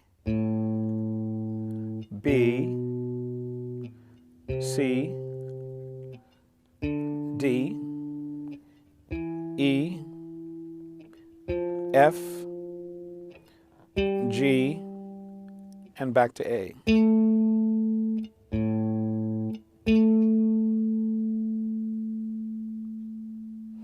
So it's really important to memorize those 3 strings. Now it's not that you shouldn't memorize the notes on the other strings too, but just with those 3 strings, it's possible, using your knowledge of half steps and whole steps, to figure out a lot of the notes on the other strings. In addition, you can match notes that you know on those strings. For example, a G, you can match it with another note on another string.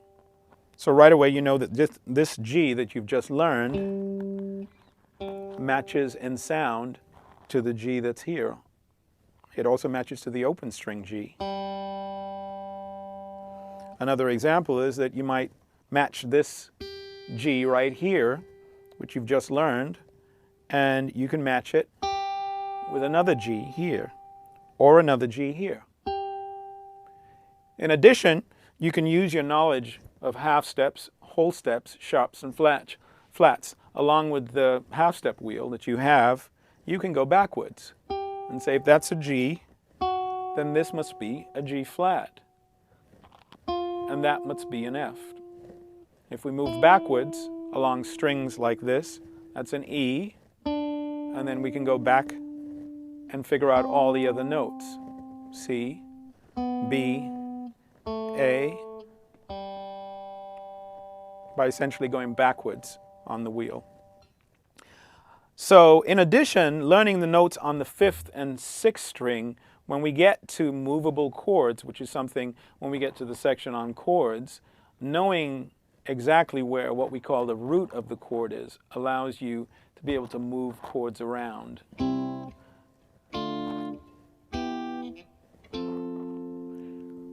And typically many chords take the name of the root, which is the lowest note. So that's one of the reasons why we'll learn the 5th and 6th strings, because the roots for those chords that we're going to be learning often occurs on the lowest strings.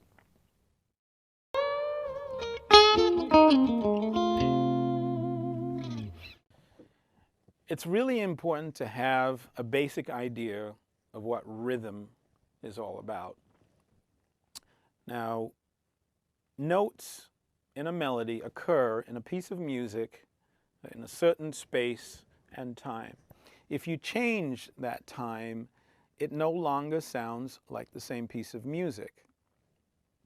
A lot of Western music is written in what's called 4/4 time signature.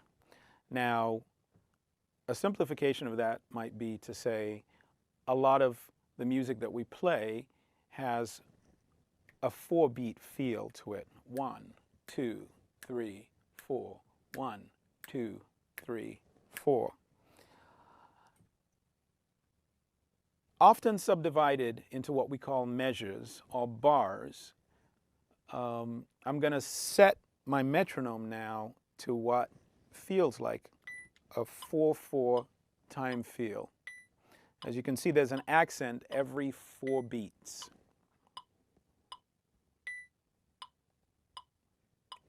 One, 2, 3, 4.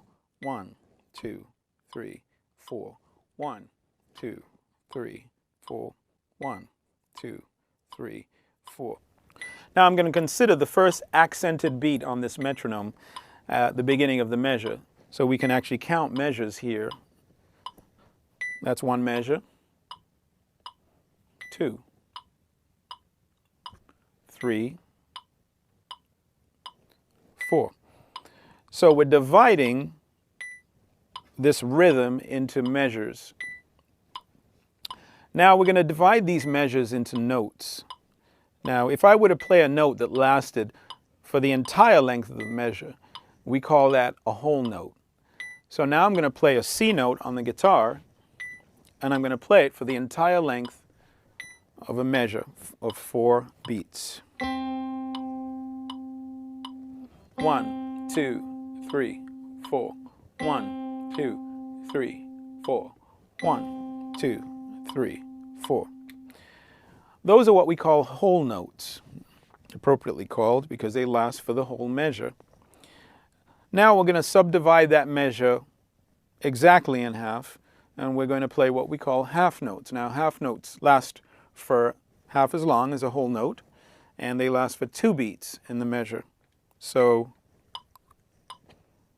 in the same measure of 4 beats, you can fit 2 half notes, and it's going to sound like this.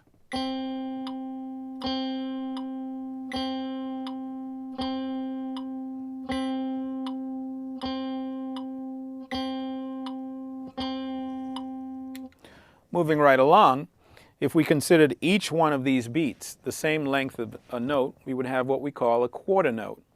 Quarter notes last for 1 beat. So I would have to play 4 quarter notes in each measure, each lasting as long as 1 beat.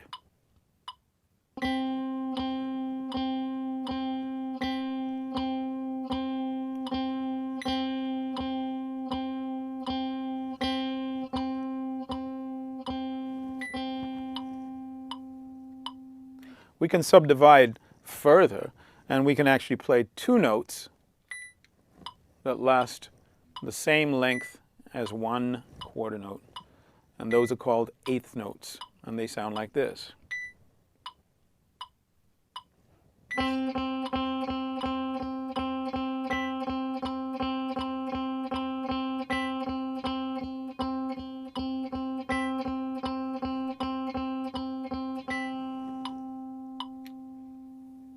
We can subdivide still one more time, and actually we can keep subdividing, but we should do one more subdivision, and we're going to go to 16th notes. Now 16th notes, I can get 4 16th notes for the same length as a quarter note, which is one beat of the metronome corresponds to a quarter note. We can play 4 notes in that time, and this is what it sounds like. These are 16th notes.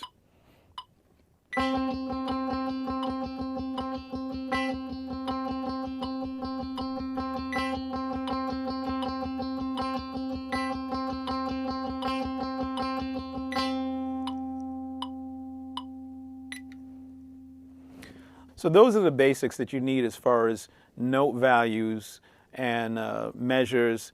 A lot of Western music, including pop and rock, is written in 4/4.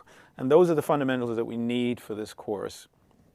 So some PDFs will be available for you to download to reinforce that. You should memorize it, and you'll have it moving forward as we get more into written music.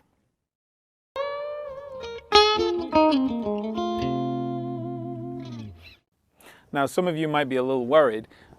Wait a minute, I don't read music. Well, it's not absolutely necessary that you're a great sight reader in order to be a great guitarist. So what we're going to do is we're going to give you the basics that you need, set you on the right path, and should you decide to continue studying, you'll have what you need moving forward. Now, we've already talked about where notes happen on the fretboard. And now we're going to actually look at where they occur in written music. So we're going to start now talking about reading and writing music on the staff. This is called the staff. These are the lines on which music notation for your instrument will be written. At the beginning of the staff, we have the clef. The clef determines the range or register of sounds of the notes that will be written on the staff. For example, a bass player will have a different clef called a bass clef to specify the lower range of the notes on his instrument. The guitar is written in a range or register that is denoted by the treble clef. There are other instruments that use this clef too, such as a flute. Some instruments have a range of more than one clef, such as a piano, which uses both bass and treble clefs. Here's an example of notes in the spaces. We have F, A, C, and E. Now here we have notes that are written on the actual lines. We have E, G, B, D, and F. Now if we go above the lines and we go on the actual lines, we have A, C, and E. These are called ledger lines. If we go above the staff, in between the ledger lines, we have G, B, and D. Now below the staff, if we go in between the ledger lines, we have D, B, G, and E. Below the staff on the ledger lines, we have C, A, and F. Now we're going to look at the range of notes on the guitar. This is where the open strings are written on the staff. E, A, D, G, B, and E.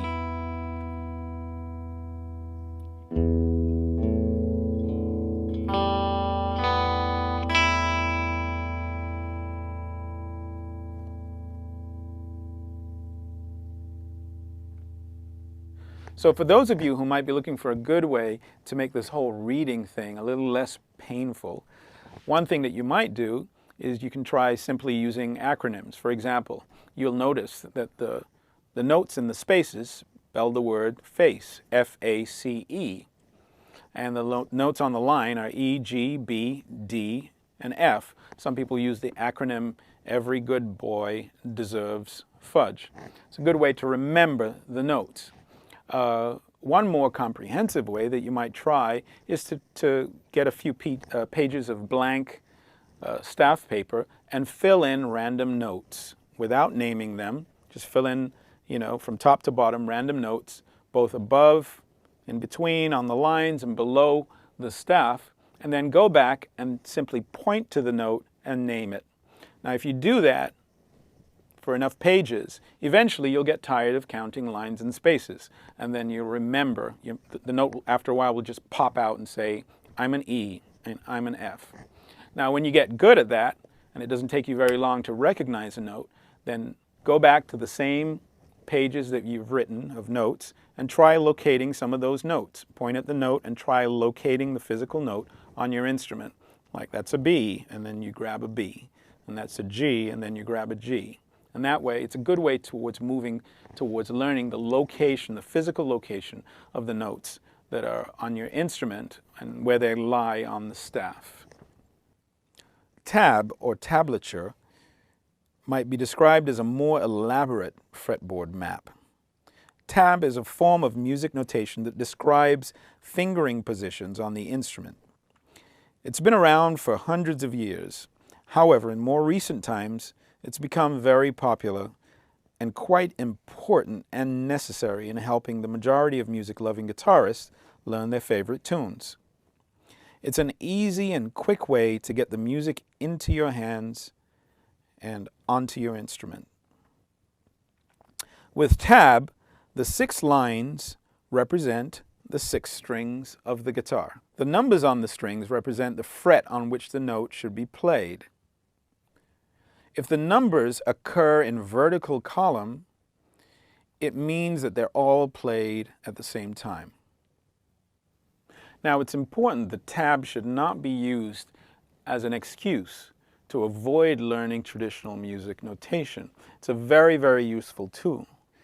In addition to just telling you where and what to play, because things occur on the guitar in the same places, we have an A here, we have an A here, and we have an A here. Sometimes you can use tab to specify the locations which a certain melody might be played. In addition, you can use it as a tool just to reinforce some of the learning of the traditional notation. Like it will specify that the E occurs on the 5th string on the 7th fret.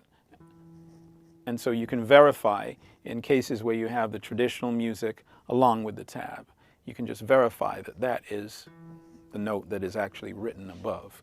So it's important not to use it as an excuse, not to learn how to read traditional music, but use it as a tool to help you on this journey.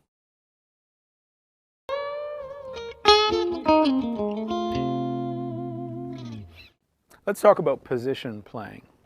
Now, position playing basically refers to where on the fretboard you're placing your hand. If I'm playing something in this position, 1, 2, 3, I'm playing in 3rd position. If I were playing the same thing in this position, that's the 1st fret. So now I'm playing in 1st position. If I were playing in this position, 1, 2, 3, 4, 5. Now I'm playing in 5th position. So for the most part, if this is 5th position, that finger would cover the 5th fret, this finger would cover the 6th, and so forth. So we have a 4 fret span that's covered by the 4 fingers of the left hand. The only thing is now that you don't cover all of the notes. Within this 4 fret span, there are other notes that we could reach. So what we're going to do is we stretch to get those notes. These are called finger stretches. So this is 5th position with a finger stretch. If I were playing something like this, I'm really playing in 5th position with a 1st finger stretch.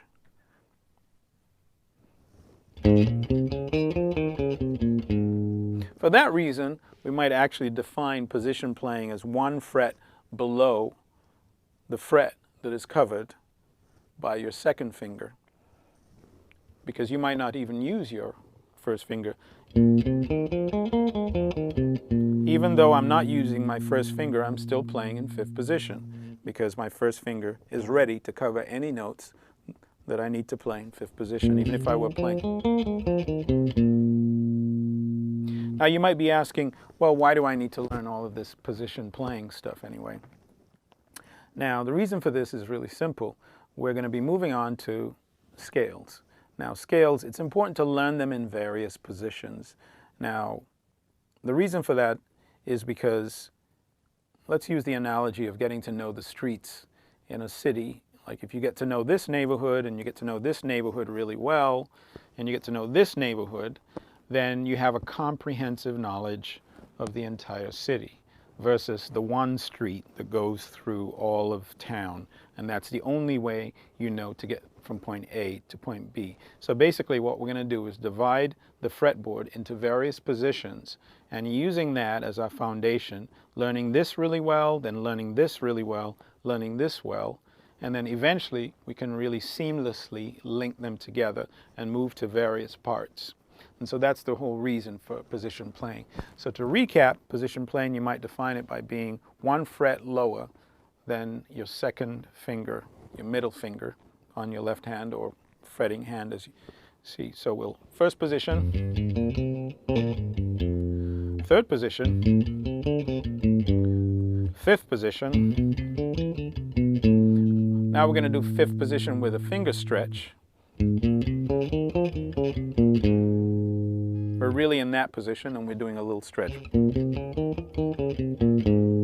Now we can also stretch with our little finger. This would be second position with a finger stretch. Second position with a finger stretch. So that's all about position playing.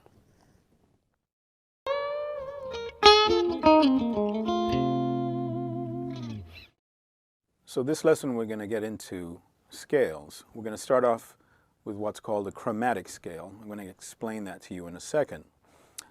Before that, I just want to talk a little bit about the position of your left hand. You know, we haven't yet discussed that. For the most part, your left hand should be relaxed and comfortable. If you find yourself feeling any degree of strain in your left hand as you're fretting notes, you should rethink it and try and find a position that feels comfortable for you. I find it very comfortable to sort of keep my hand, if I were to take my hand and just sort of drop it and let it hang, and then I picked it up and kept it at the same angle, and I kept this part of my hand relatively straight, and then I simply wrapped it around the guitar. If you're playing an electric, the width of the neck allows you to even keep your thumb, you know, in this area right here. Acoustic guitar might have a slightly wider neck, and you may want to keep your thumb slightly behind the fretboard, just sort of balancing the fingers on the other side. This is important now because as we're starting to practice scales, there's going to be a lot of repetitive motion, so you do want to be careful. I always say just listen to your body, listen to your hand. If you find yourself doing things that feel like you're a contortionist, then try and rethink that and get to a place where it's relaxed. For the most part, try and keep your fingers somewhat parallel to the frets. You don't want to try too much of this kind of stuff. You don't want to try too much of that kind of stuff. Try and keep them in line and very relaxed in a very natural way. So that, we've covered that. Now let's talk about the first of the scale. Now some people might be saying, well, why do we practice scales? A good reason to practice scales is, first of all, to develop facility. Now the scale that I'm going to show you, called the chromatic scale, is a great scale for doing a warm-up. When we get to other scales like the major scale, practicing scales, besides strengthening your facility and the relationship with the right hand and the left hand, It also helps you develop the sound, the tonality of the scale, and knowing where the notes on the fretboard, of course, lie, and where those sounds, the relationships between those sounds. So practicing scales allows you to reinforce a lot of those fundamental relationships. So now we're going to start off with the chromatic scale. Now, this is a good scale for warming up. You know, I often use a chromatic scale as one of the first things I play when I pick up my guitar. I warm up with the chromatic scale. So I'm going to give you sort of a quick tutorial on what exactly this scale is. If I were to play every note that is available to me between a certain distance up to the same note again in an octave above that note, if I were to play every single one of those notes, that scale is called a chromatic scale. Now, I'm going to demonstrate it on one string for you. So if I were to start off with my 6th string and I play an open E, the next note would be an F. Now, when we're ascending, we usually refer to the notes in between letter notes as sharps. So we're ascending, so we're actually going to go to an F sharp. The next note above that is a G. Now we continue, the next note is a G sharp. Note above that is an A. Then we're at A sharp. Then we're at B. Now there's no sharp above, technically speaking, there's no sharp above that B. We go straight to C. So there's only a half step between B and C. Next note is C sharp. Then D, then D sharp, and now we're back at E, which is 1 octave higher than the note, the open string E that we started with. Now usually when we play a descending chromatic scale, the notes underneath the letter names, we actually call them flats. So in other words, if we were to start with this E, the first note descending would be an E flat. Now the note after that, we're back on a D. Now a D flat. Now a C. We're at B. B flat.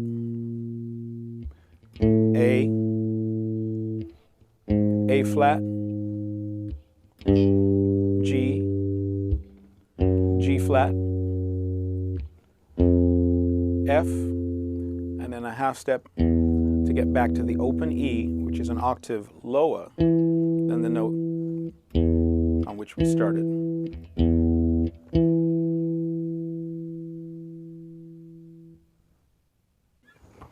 So as I'm demonstrating that chromatic scale on one string, ascending and descending, you can see the corresponding graphic of the half step wheel or the H wheel, and you can understand the relationship between the half steps ascending and the half steps descending.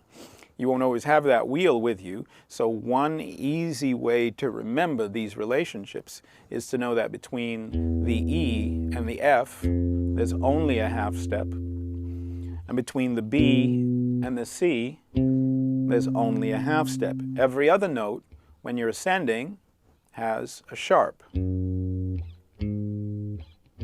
every other note, when you're descending, if it's not a letter name like E, it has a flat. So that would be E flat, D, D flat, C, only a half step, and then B flat. Now, that was a tutorial to explain how the scale is actually constructed. Fortunately for us on guitar, we have 6 other strings, so we don't need to play melodies on one string. We have 5 other strings, and they allow us to play across the fretboard in position.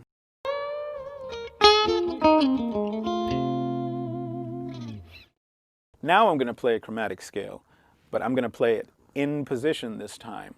Instead of having to move up on one string, I'm going to move across the fretboard, and I'm going to stay in what we call first position.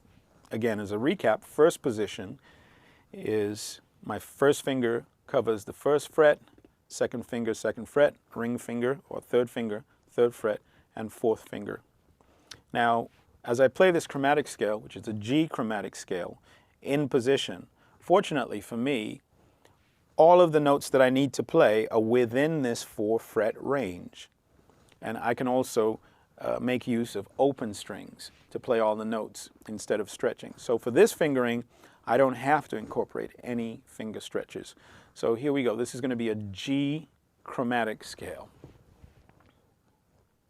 Now I'm going to say the notes as I play them. That's a G, and we go to G sharp. Then we play an open string A, then we play an A sharp, then we play a B, C, C sharp, D, D sharp, E, F, F sharp, open G, G sharp, A sharp, B. Now we don't have to play the open B. We go straight to the C, C sharp, D, D sharp, E, open E, F, F sharp, and now we're back at G. Notice the corresponding fret G, the relationship between these two strings being the same, 2 octaves apart. That's a G and that's a G. Now that same scale, descending, we're going to use flats for the notes that are in between the letter names. So we're going to start off with G, then we have G flat, then F, open E, E flat, D, D flat, C. We don't need the open B, we'll go to the fretted B,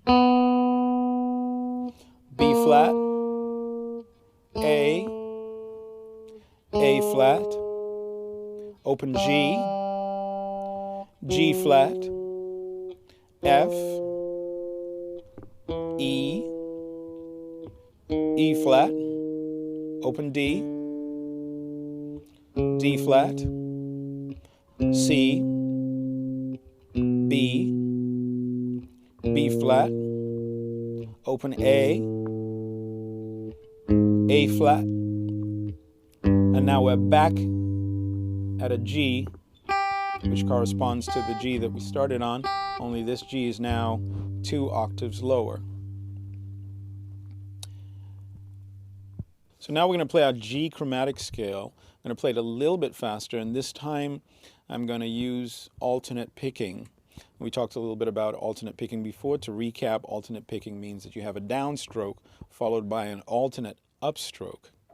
So every other note is up. It's up and down, up and down. So here goes. That's G, G sharp, A sharp, B, C, C sharp, D, D sharp, E, F, F sharp, G, G sharp, A sharp, B, C, C sharp, D, D sharp, E, F sharp, and back at G, which is 2 octaves higher than the original G that we started out. Now I'm going to play the descending G chromatic scale using alternate picking. G, G flat, F, E, E flat, D, D flat, C, B, B flat, A flat, flat, F, E, E flat, D, D flat, C, B, B flat, A flat, and now we're back at G, which is 2 octaves lower than the original G on which we started. Now, it's really important to start practicing this scale and try and develop some fluency, trying to get to where your notes sound what we call legato, which is smooth and connected.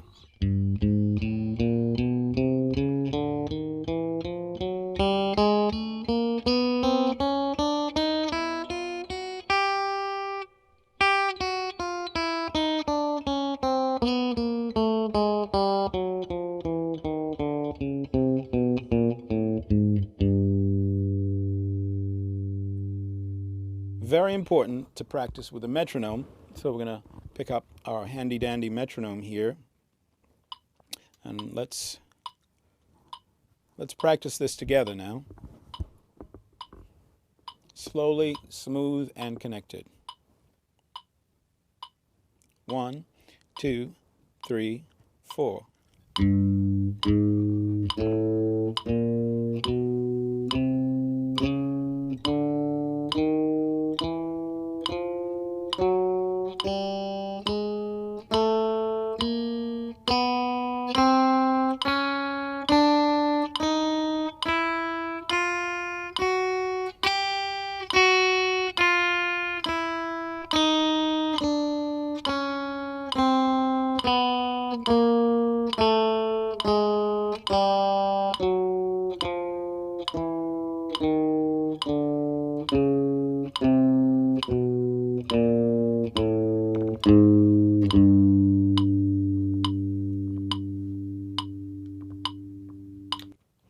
So that's a good scale for you to practice as a warm-up routine.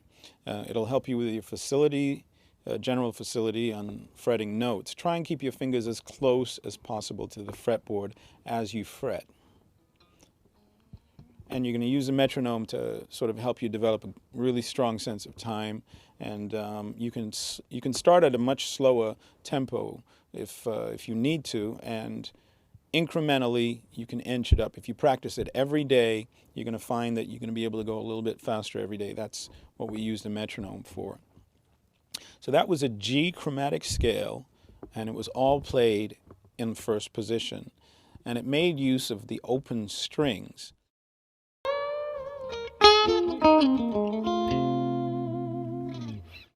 Now, you might say, well, suppose I'm not in first position, or what other positions can we play scales in? And so I'm actually going to play you a G chromatic scale again, and then this one I'm going to do in third position. The way a guitar is laid out, the way the notes are laid out on the fretboard, it allows you to be able to play the same things in different positions. So now I'm going to play a G chromatic scale, and I'm going to do it in third position. And in order to do that, I'm going to have to stretch and slide. This might be a little harder, so try this after you feel really comfortable playing the G chromatic scale in first position. So this one in third position is going to have momentary stretches and then slides on the ascending portion, and then it's going to have momentary stretches and slides on the descending portion. The ascending portion, we're going to do slides with our first finger, stretches and slides with our first finger. On the descending, we're going to do stretches and slides with our fourth finger, or pinky. Now, for now, I'm just going to demonstrate this, and then we're going to switch our metronome back on and play it at a faster tempo. So some of the same notes that occurred in our first position are going to also be here in our third position. So here we start off with a G, G sharp, A. We have an A sharp here. Now we're going to get a B, we're going to stretch, and then we slide to get the C, C sharp, D, D sharp, stretch to E, slide to F, F sharp, G, G sharp, stretch to A, slide to A sharp, B, C, C sharp, D, we don't need to slide and stretch for that, D sharp, E, F, stretch to F sharp, slide to G, and that G is 2 octaves higher than the G on which we started. Now we're going to do the descending portion of the scale. We start with G, we're going to stretch to G flat, slide to F, E, E flat, D, D flat, we don't need to stretch for that, C, B, B flat, stretch to A, slide to A flat, G, G flat, F, stretch to E, slide to E flat, D, D flat, C, stretch to B, slide to B flat, A flat, and we're back at G, which again is 2 octaves lower than the G on which we started. So now I'm going to play a G chromatic again in third position using alternate picking. So now you can practice along with me. I'm going to switch my metronome on to 60, really nice slow speed.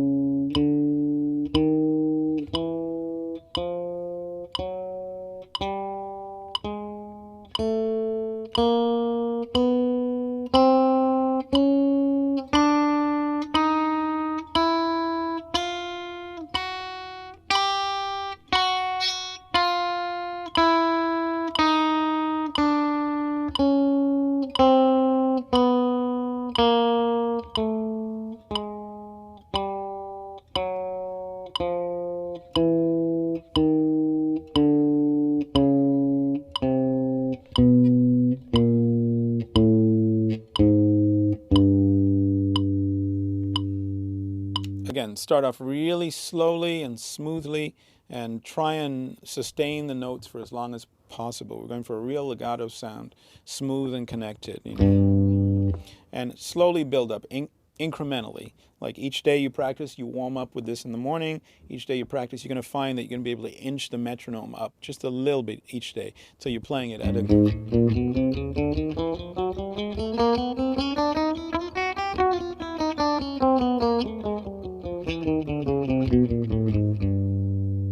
It's great as a warm-up exercise, and it'll help you with your facility. Pay special attention to your left hand. Try and make sure there's no tension that happens, and practice your alternate picking. Now, that fingering that I played that didn't have any open strings, that's what we call a movable fingering. And that simply means that that same shape or that same pattern is something that we can move to a different place on the guitar. For example, if I were to take that same shape that we played for the G chromatic, where we have stretches and slides like that, and I were to move it up here to where this starting note is now an A. This is an A on the 5th fret of the 6th string, and now I'm going to play an A chromatic scale starting on the 6th string, 5th fret, and I'm going to take it all the way 2 octaves higher, and I'm going to end on the 1st string on the same fret. So here we go, this is an A. I'm going to play it slowly at first, so you can play along. So we start off with A. I'm going to use alternate picking. A sharp, B, C, C sharp, D, D sharp, E, F, F sharp, G, G sharp, A sharp, B, C, C sharp, D, D sharp, E, F, F sharp, G, G sharp, A. Now descending. A flat, G, G flat, F, E, E flat, D, D flat, C, B, B flat, A flat, G, G flat, F, E, E flat, D, D flat, C, B, B flat, and now we're back at A, which is 2 octaves lower than the A on which we started on the 6th string. So I'm going to play it again, this time now with a metronome, and you can play along. 1, 2, 3, 4.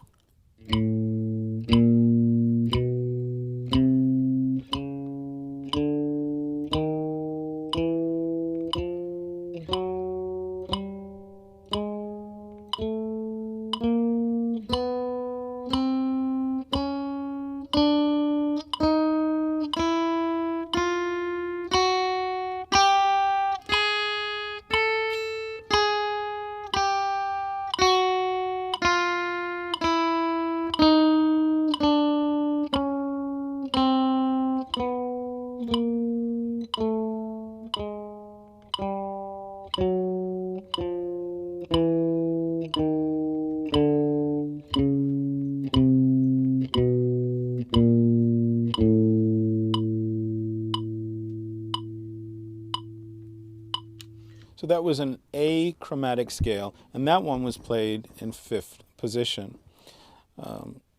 That demonstrates how you can easily move shapes, fingerings, and patterns to different places and achieve the same results musically. We did a G chromatic, and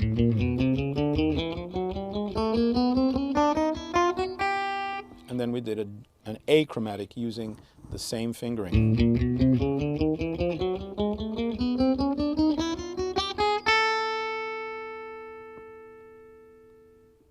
Be sure to practice these with a metronome and try and warm up every day using this scale.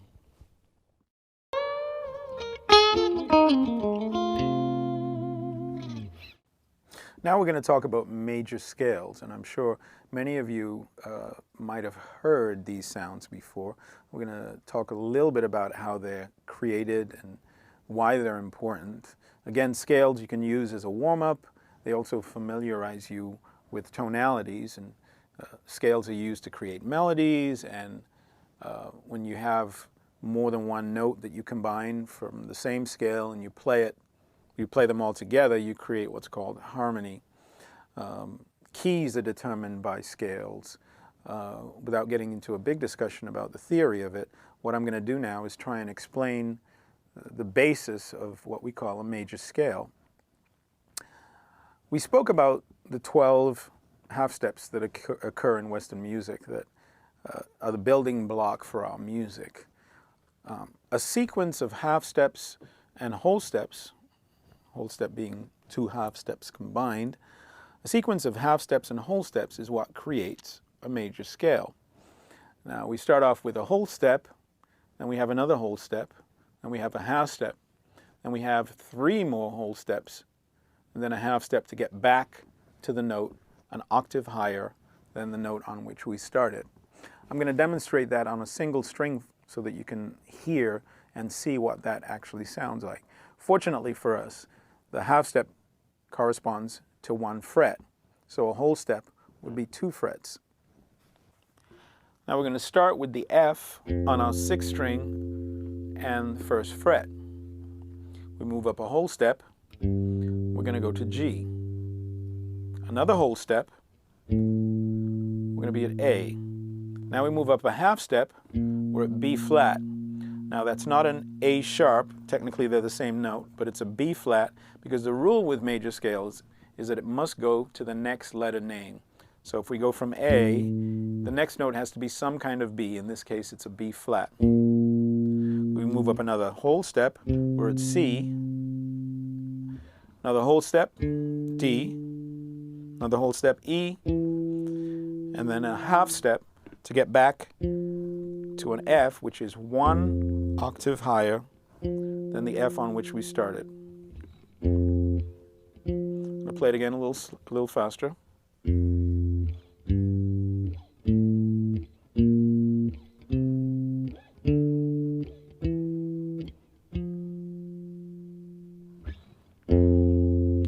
whole step, half step, whole step, whole step, whole step, and a half step.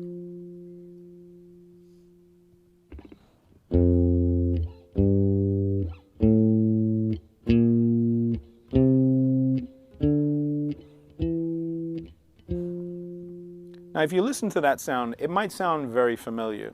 I'm sure many of you might have seen The Sound of Music or movies like that where you actually hear do, re, mi, fa, sol, la, ti, do. It's a very familiar sound. It's a very familiar sound in Western music. And it's the basis for a lot of the music that we play. Many of the melodies of pop tunes or tunes that you hear on the radio, traditional tunes, folk tunes from many cultures are patterned or built with pieces of the major scale. Now that's a demonstration of a major scale as played on a single string, and that allows you to see the sequence of half steps and whole steps. On guitar, conveniently, as I said, half step corresponds to 1 fret, whole step corresponds to 2 frets. Now, the great thing about major scales is that they are movable, and the relationship stays the same regardless of the note on which you start. We started on F just now. If I were to start on this note, which is a C, on the 5th string, 3rd fret, and I did the same sequence of half steps and whole steps, I would wind up with a C major scale. So now I'm going to start with C right here, and I'm going to do the same sequence, whole step, half step, 3 whole steps, and then another half step. Listen to how this sounds. It sounds pretty much identical with sort of a different starting note. In this case, we call it the root. So in this case, we're going to play a different root, which is C, same major scale. C, whole step to D, whole step to E, a half step to F, whole step to G, whole step to A, whole step to B, and then a half step to get back to C, which is an octave higher than the one on which we started. One more time. C, D, E, F, G, A, B, C. Of course, when we start on a different note, we get a different sequence of letters. In this case, we started with C, and we went through the alphabet till we got the musical alphabet till we got to another C. C, D, E, F, G, A, B, C. In this case, we didn't have any sharps and flats or any notes in between. Every note that we landed on was a pure letter name. Now, fortunately for us, we have 6 strings on the guitar. That allows us to play things in position. We don't have to climb up on a single string every time we want to play a melody or a scale. It's possible to play a C major scale in position without moving up. It was convenient enough for me to demonstrate the C scale moving up so you can see the sequence of half steps and whole steps.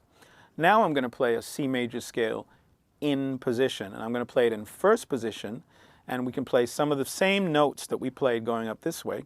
We can actually play them in position. So we'll start off with C on the 5th string, 3rd fret. We're going to go to an open D, E, F, G, A, B, and we're back at C, which is an octave higher than the C on which we started. Now we're going to do the descending portion of the scale. It's important to do the descending as well as the ascending every time you practice a scale. C, open B, A, open G, F, E, open D, and we're back at C again. One more time. C, D, E, F, G, A, B, C. C, B, A, G, F, E, D, and C.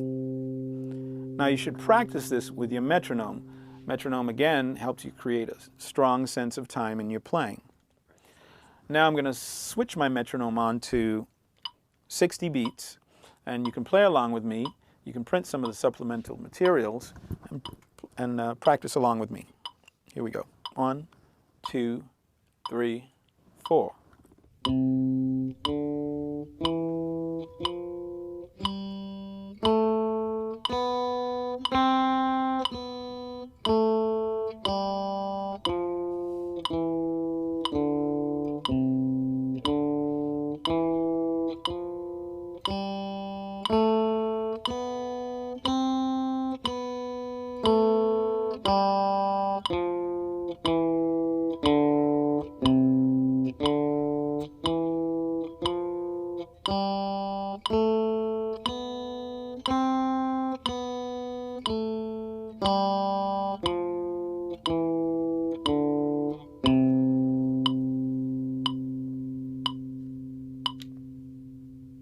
That was a C major scale in first position. Now it made use of open strings, and so it was not what we call a movable fingering.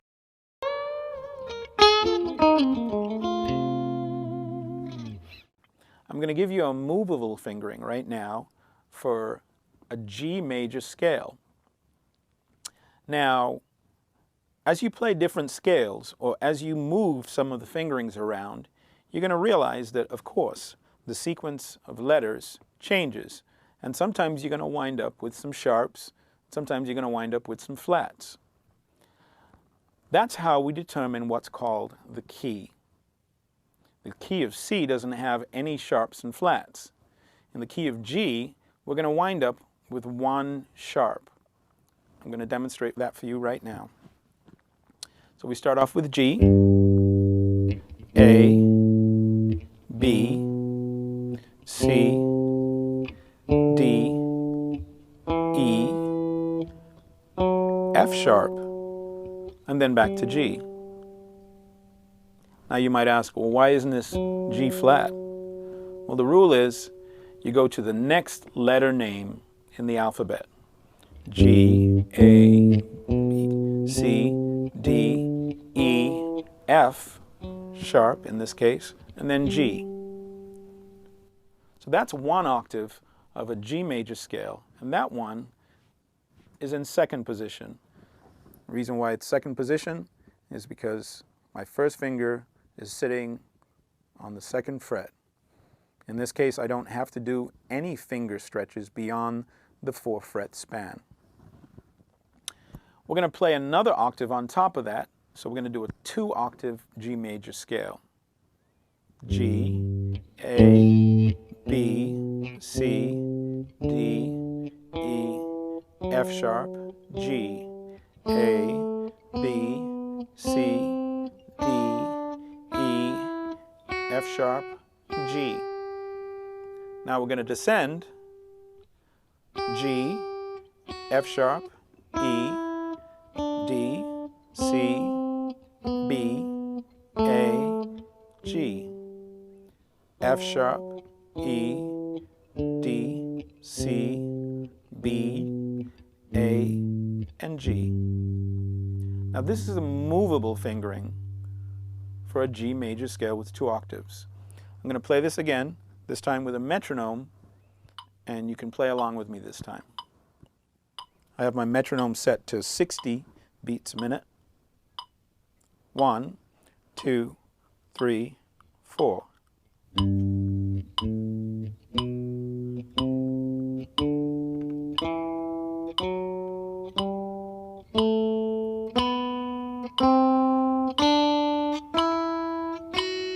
Descending.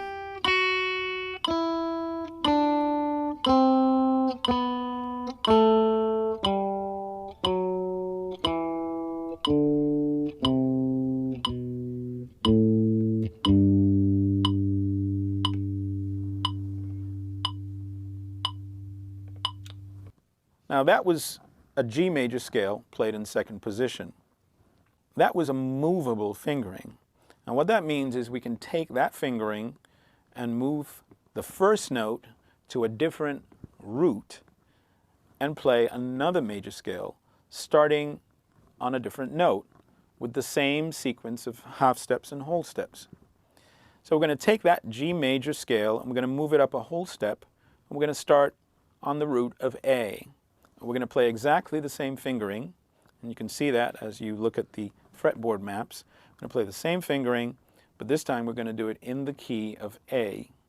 And what we're going to realize is the sequence of letter names changes, and we have a different number of sharps or flats. In this case, in the key of A, we have 3 sharps. So we start off with A, B, C sharp, D, E, F sharp, G sharp, then we're back at A. One more time. A, B, C sharp, D, E, F sharp, G sharp, and we're back at A. Now we're going to practice this with our metronome, ascending and descending, and we're going to use alternate picking for this. 1, 2, 3, 4.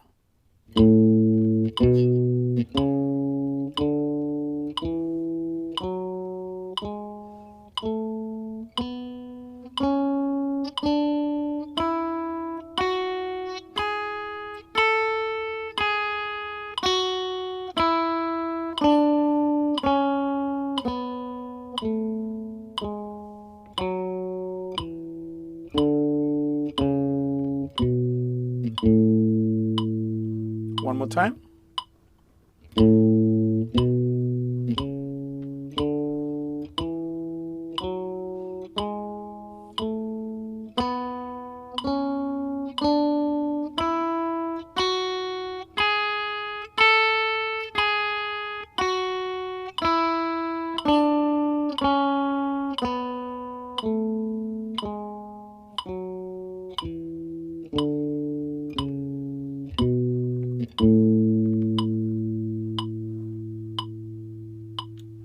That was an A major scale, and that one we were playing in 1, 2, 3, 4th position.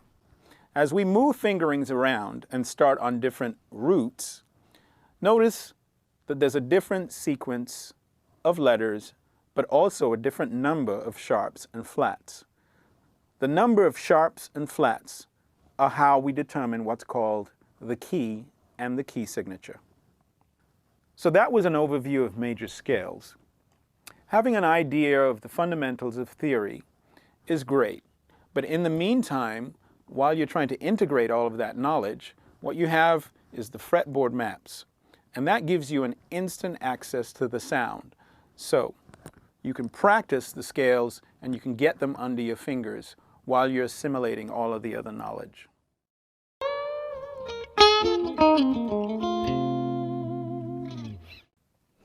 Last week we talked about scales. Now scales are notes that are played consecutively, one after the other. This week we're going to talk about chords. Chords, essentially, are notes that are played together at the same time. And when we play notes together, we wind up with what's called harmony. Remember last week we spoke about a C major scale. That was one of the scales we learned. C major scale in first position. Now if we take notes from that major scale, we can wind up with chords. What we're going to do is skip over every other note, and we're going to play 3 notes to play a chord. So we start with the C, we skip over the D, we use the E, skip over the F, and use the G. So we wind up with C, E, and G. Let's run through that again really quickly. Remember the major scale.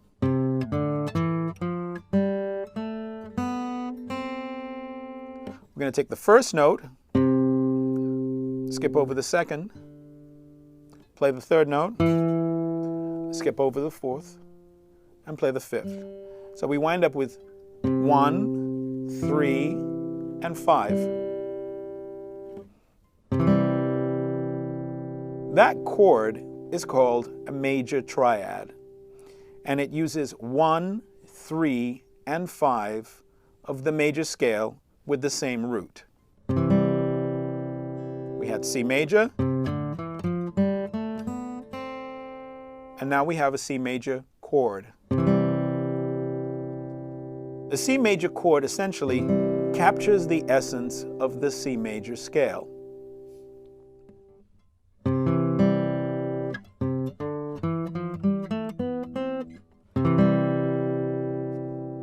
That was a C major chord built from a C major scale, and that was in root position. Now, root position means that the root is on the bottom, the third is in the middle, and the 5 is on top. Now, if we were to change the order, like if you were to play 3, 5, and then put 1 on top, an octave higher, it would still be a C major chord. However, it would be a different inversion. So here we have a root position chord. Now we're going to take 1, which is the C, and we're going to place C up an octave, and we're going to play the same sequence of 3 and 5, but we're going to play C up an octave. We call that one first inversion. Now, first inversion has 3 on the bottom, has 5 in the middle, and it has the root on top. It sounds the same, but it sounds slightly different at the same time.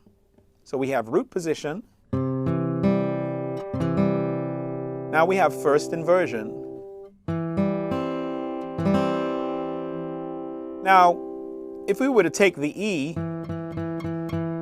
that's now on the bottom, and if we were to put that E on top, an octave higher, on the open string, first string, and we played starting with 5, and then 1,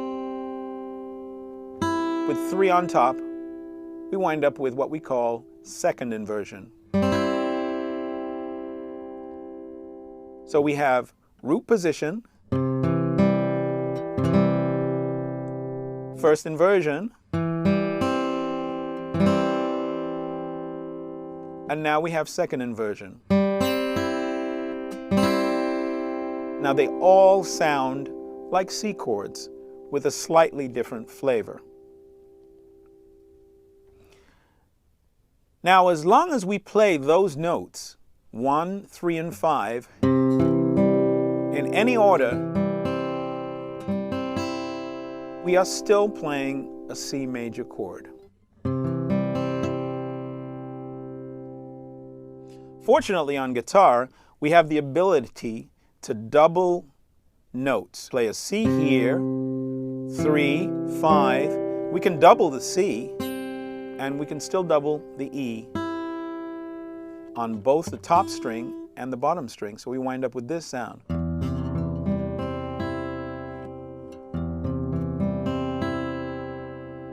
Here we have what's called an open position C major chord.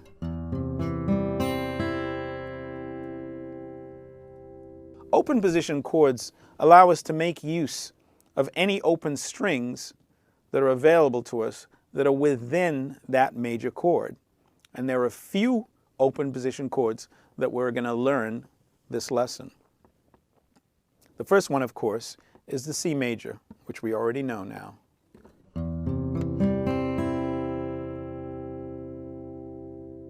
Another very popular open position chord is called the G major chord. And it's shaped like this. Now, if we look at the degrees of the chord, we'll say that's a G on the 6th string, 3rd fret.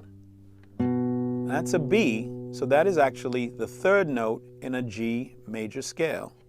1, 2, 3. That's the fifth note in the G major scale.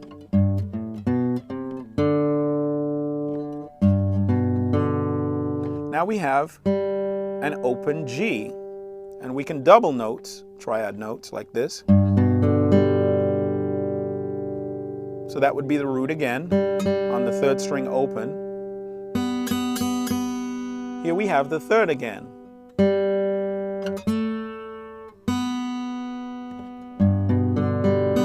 And then we double the root again on the first string, third fret. So there we have an open position G major chord.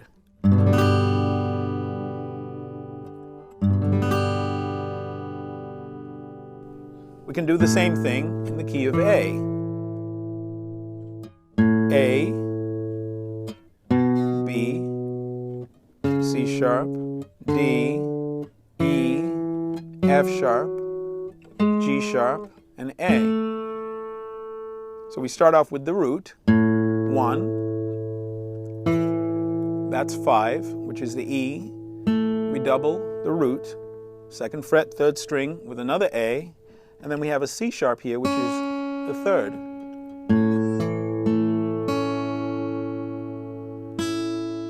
And then we have the fifth on the open string. We can also double the open string E down here on the sixth string. And so we wound up with an open position A major.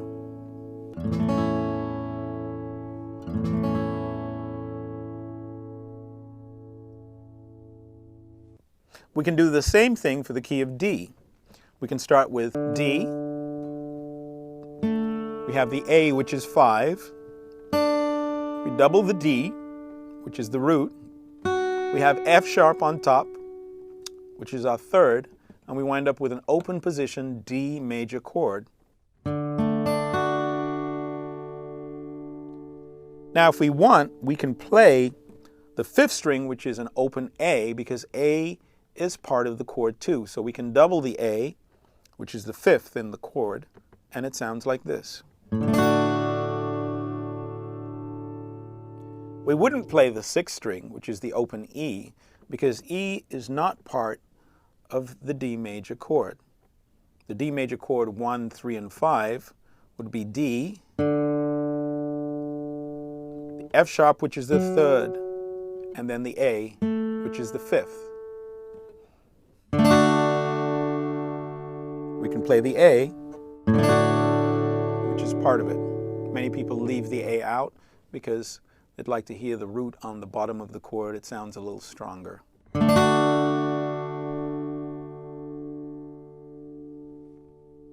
Now we can do the same thing for the key of E. E major, we can start off with the root, which is the E. We have the fifth, which is the B. Then we have the root doubled here again on the fourth string, second fret. We have a G sharp, which is the third. We have the B, which is the fifth. And then we double the root again. So now we have an open position E major chord.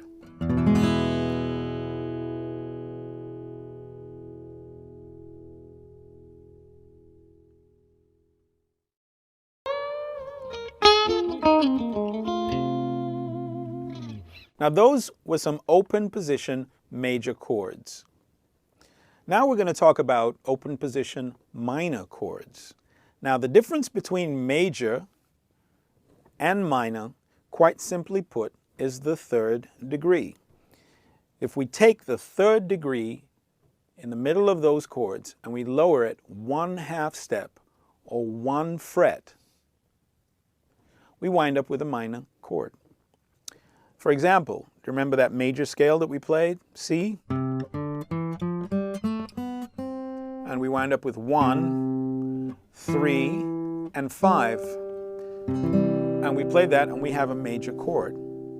If we were to take the third degree, which is the E, and we just lower it 1/2 step, which is 1 fret on the guitar, and we played 1, flat 3, and 5, we would wind up with a C minor chord. This was C major, and this is C minor.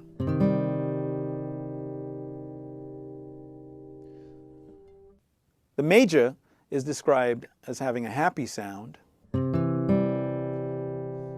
and the minor is often described as having a sad sound.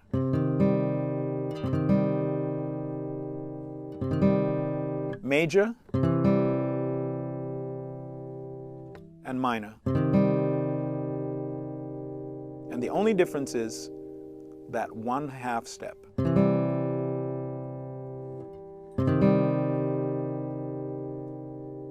Now, in the same way, we had some very simple open position major chords. We have some very easy open position minor chords. And the formula is exactly the same. It's 1, 3, and 5, but we flat the 3rd degree. We lower it by 1/2 step, or 1 fret. One of the easiest chords, open position minor chords, is the A minor chord that we learned in the first lesson. This is an A minor open position chord. Now, if we start from the root on the 5th string, we have A, which is 1. We have the E, which is 5. We double the root on the 3rd string, 2nd fret, with another A. And we have a C natural, which is the flat 3rd. And then we have the E on top, which is our 5. Now, if you remember, our A major chord sounded like this. That C sharp, which is the 3rd, we lower a 1/2 step, and we wind up with an A minor chord. Open position chords allow you to use the open strings as part of the chord.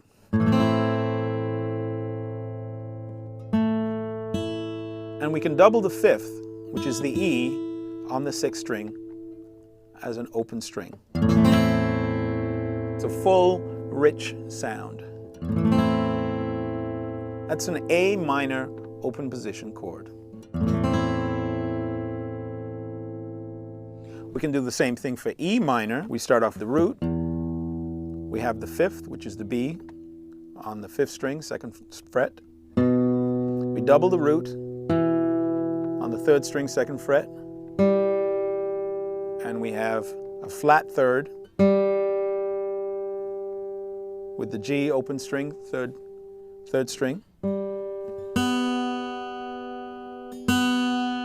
5, which is our B open string, and then we have the root again doubled at the top.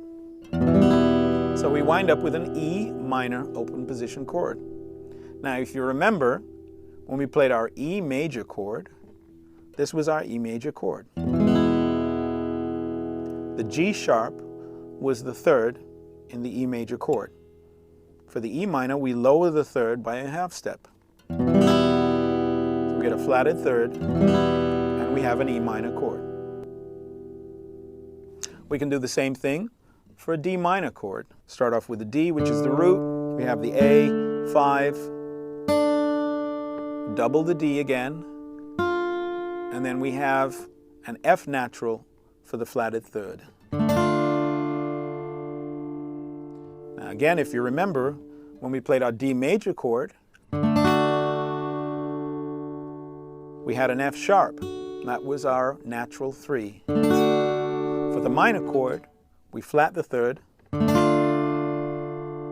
and we wind up with a D minor open position chord.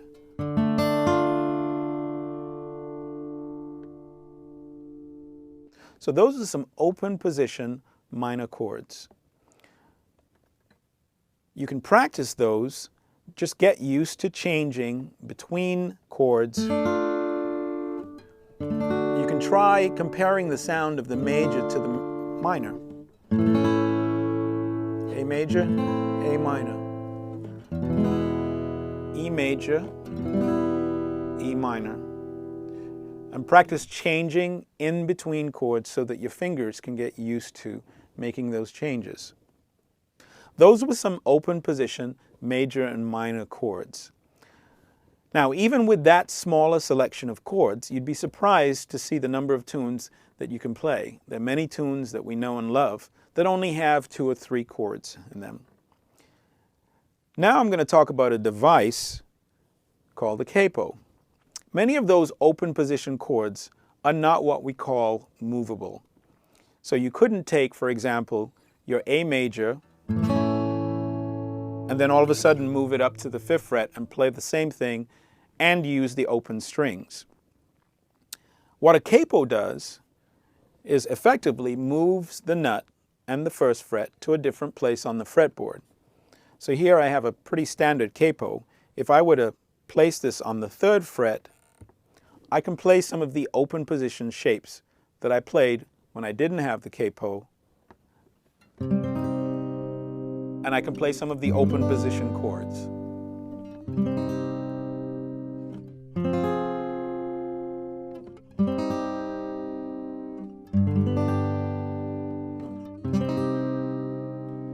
Now keep in mind that the chords, when you use the capo, even though they have the same shape, now have a completely different root and therefore a completely different name.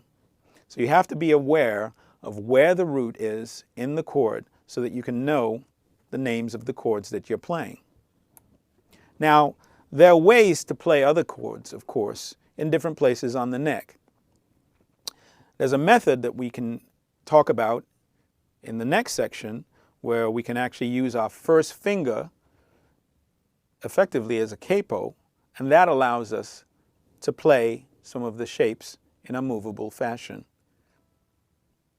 That's called a bar technique, and we'll talk about that in the next section.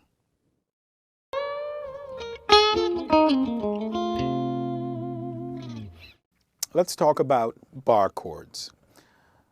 Now we've covered the open position chords. Those chords, as we mentioned, are not movable. The good thing about bar chords is that they are movable, and you can use some of the knowledge that you have, for example, the names of the notes on certain strings, to transpose the chords. So in other words, once you know where the root of a certain chord is in a bar chord, you can always move it to a different place on the fretboard to get other chords. Now, bar chords might be a little difficult to get initially. Just have some patience, and let's talk a little bit about a technique that can help you develop your bar chord skills. Now, a bar chord often involves stretching your 1st finger and fretting all 6 strings. Sometimes it can be a partial bar or a half bar, but a lot of times it involves using your 1st finger to hold down multiple strings. Now, the important thing to remember when you're holding a bar chord is to try and have most of the force come from your hand. You're pulling back. Some people try to squeeze with the bar chord. Try and have it so that the guitar is positioned in a way that allows you to pull back, and that most of the pressure comes from you pulling back more than it would be that you would be squeezing to try and get the bar tight enough to hold down the strings. So in this case, I can actually hold a bar on the 3rd fret, and I'm not even using my thumb, just to give you an idea of how much the pressure is. I'm pulling back, and my arm on the other side is holding the guitar in place, and I'm pulling back, and I can apply enough pressure to have the strings sound even though I'm not using my thumb. So of course then the thumb is just a little bit of additional more force, and usually for bar chords you're going to keep your thumb sort of somewhere in the middle of the fret. Now the great thing, as I mentioned, about bar chords is that if you hold a chord, for example, we're going to hold an F chord in 1st position, where we have a bar, and we're going to put our fingers in those positions right here. Now notice that this is strangely similar to when we played our E chord. And you remember how we said that our E chord was not a movable chord. If we move it up a half step and we use our 1st finger to put a bar on the first fret, what we get is an F major chord. We have F on the 6th string, we have C, which is our 5th, that's 5, and then we double our F again. We have A, which is 3, then we have C, which is 5, and we double the F again. So this is an F major bar chord. Now, I mentioned these chords are movable, so if we were to move this chord up a whole step to where the lowest note, which in this case is the root, is a G, we can play exactly the same shape. Only now the chord becomes a G major chord. So here we have an F major chord with the root right here on the 6th string. And here we have a G major chord with the root on the 6th string. Again, the relationship between the notes is the same. We have a root, we have 5, we have the root, we have 3, 5, and 1. Now, that movable shape works anywhere on the fretboard. If you were to move it further up the neck, the chord would simply take the name of the note that lies in the root position. Here it was an F, here it was a G, and here it would be an A.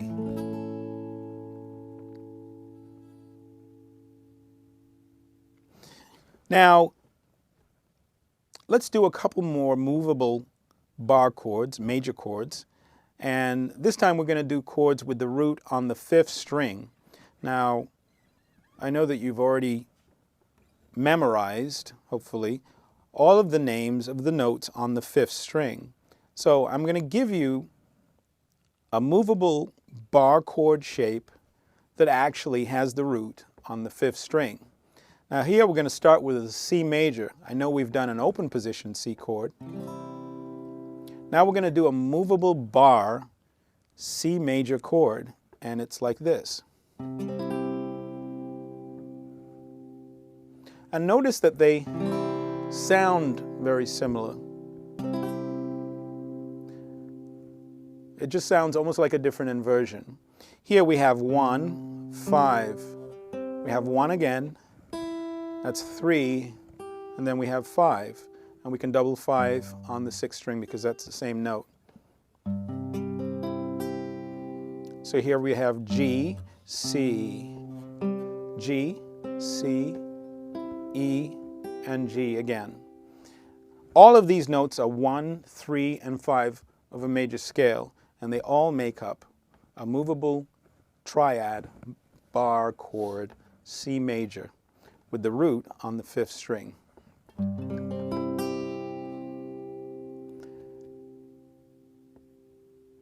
Now, since the shape is movable and you know the names of the notes on your 5th string, that allows you to take that basic shape anywhere on the fretboard. If we were to play it here, that would be a C major. If we were to move it down to this note, that becomes a B major. Now if we were to move it up to this note, which is an E, and we played that same shape, that would be an E major chord. Now I'm going to give you a couple more of these movable bar chords, and really be patient. It really does take a little bit more effort to learn some of these bar chords. So make sure you learn all of your open position chords. Those are a little easier to play. And certainly if you want to change keys, you can use the capo. We spoke about that. Now let's talk about some minor chords, movable bar chords. So here we're going to remember that that was our F major chord, and remember the difference between a major chord and a minor chord was that the third was lowered a half step. So here we have an F major chord.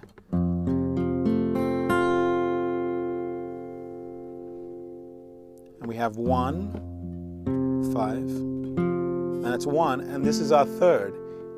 So if we were to lower this note just a half step, so we're going from an A to an A flat, we get this shape. So this is F major, and now this is F minor. Now this movable shape, the root is on the 6th string, so we can move this with our knowledge of the names of the notes of the 6th string. We can move this anywhere on the fretboard, and the chord would simply take the name of the note in the root position. So we're going to move it up to the 5th fret here. I'm going to play that same shape, and that is an A minor chord. Has 1, 5, 1, flat 3, 5, and doubled again.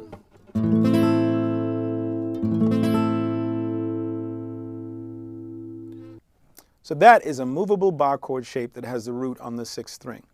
Now we're going to show you a shape that is a movable bar chord shape with the root on the 5th string. Again, we can use the knowledge that we have of the names of the notes on the 5th string and plug in this shape anywhere where the root lies on that 5th string, and that chord will take the name of that note.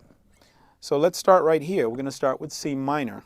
This is a C minor movable bar chord shape with the root on the 5th string. You remember the C major that we just learned.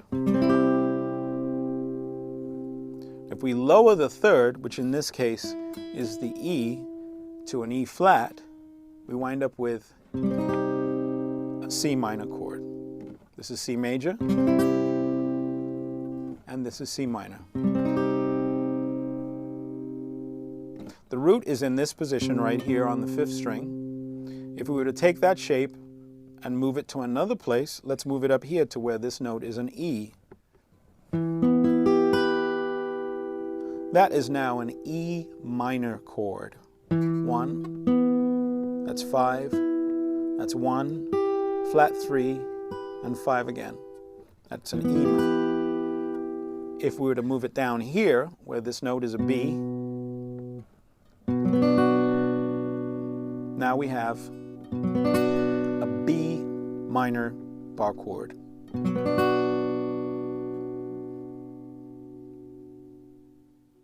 So with this knowledge, we can play any major chord and any minor chord in different places on the fretboard. If it's on the 6th string, that note, G, for example, will be the name of the chord. If it's on the 5th string, that note, C, would be the name of the chord. And for minor, if it's on the 6th string, that note, which is an A, would make this chord an A minor. And if it's on the 5th string, that note, which is the root on the 5th string, 5th fret, will be the root of this chord, which is a D minor. Again, be very patient with these bar chords. It takes a while to get the right pressure, but in time, you'll be playing chords all over the neck.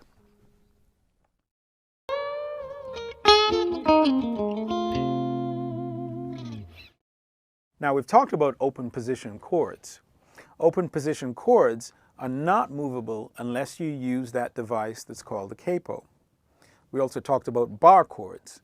Bar chords are movable, and as long as you know the name of the note that's considered the root and the name of the note on the string where you're moving, whether it's on the 6th string or the 5th string, you can move bar chords anywhere on the fretboard. We're going to give you one more movable chord form, and it's called a power chord. Power chords are very popular in pop and rock music, and they're often played on electric guitar. Now, power chords are really easy to construct, and I'm going to show you how to do it right now. If I were to take our C major scale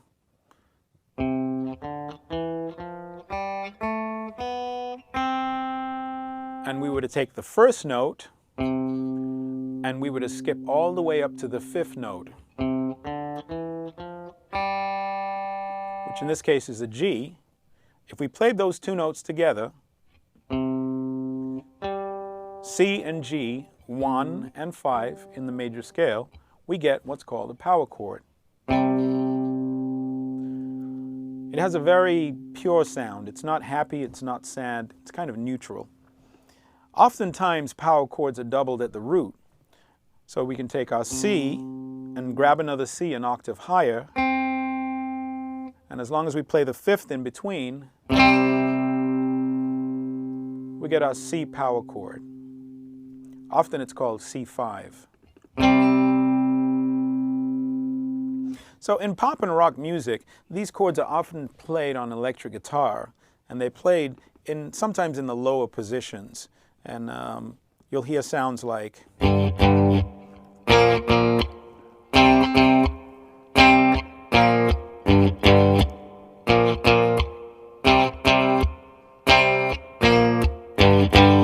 a very familiar sound. As I mentioned, power chords are completely movable.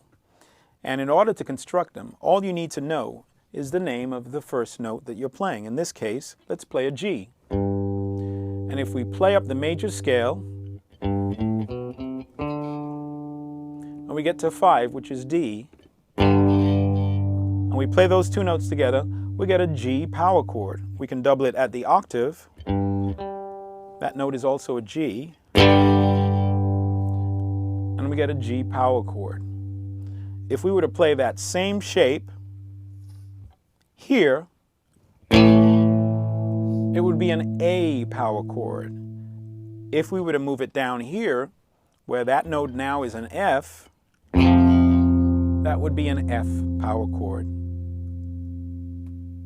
Same is true on the fifth string. If we were to move from the C power chord, if we were to move here where this note now is D, that becomes a D power chord, or D5. If we were to move it here, that would be an E power chord. Down here, that's a B power chord. So you're going to get a chance to build and play power chords in the upcoming assignment.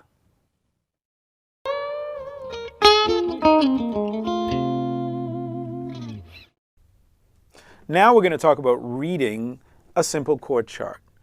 Now, don't panic. Of course, it would be a lot easier to just write the chords that you needed for any given song that you were about to play on a plain piece of paper. In fact, what actually happens is chord charts are often written on the same kind of paper that you would write traditional music notation.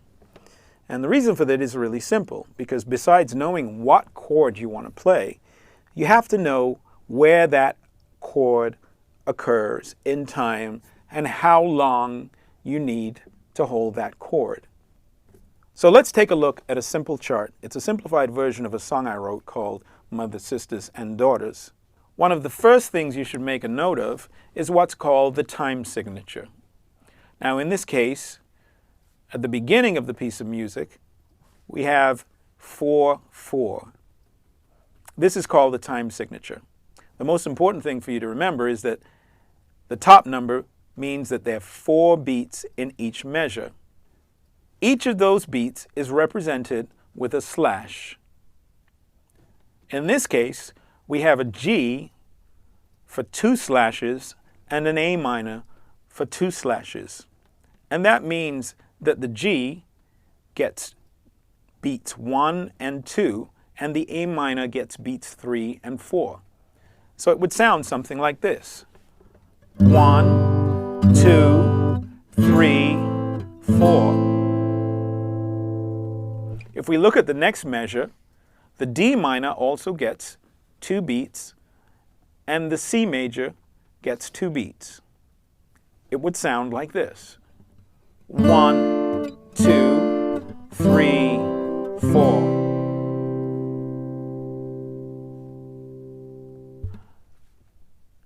Now we're going to try and play the whole chart using this method of counting. It's a good idea to use your metronome and to set it for a 4/4 tempo so that you have an accent on the first beat of each measure. So now I'm going to set my metronome at a relatively slow count of 50 beats a minute, and I'm going to set it with an accent on the first note of each measure of 4/4.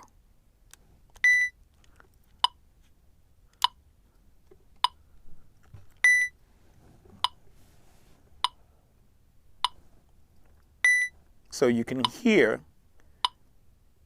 every 4 beats, there's an accent. 1, 2, 3, 4. 1, 2, 3, 4. The important thing to remember as you're reading chord charts is that time keeps moving. And so you should strive to play each chord for the correct number of beats and then move on to the next chord and play that chord for the correct number of beats. Try to keep going even if you make a mistake. Now I'm going to use a simple downstroke for each beat of each chord. Here goes. 1, 2, 3, 4.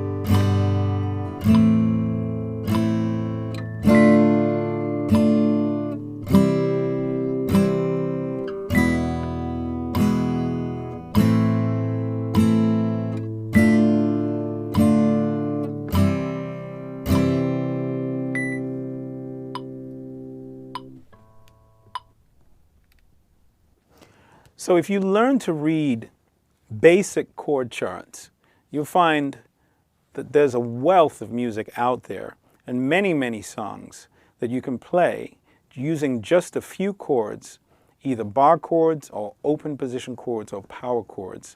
There are many, many songs out there that you'll have at your disposal.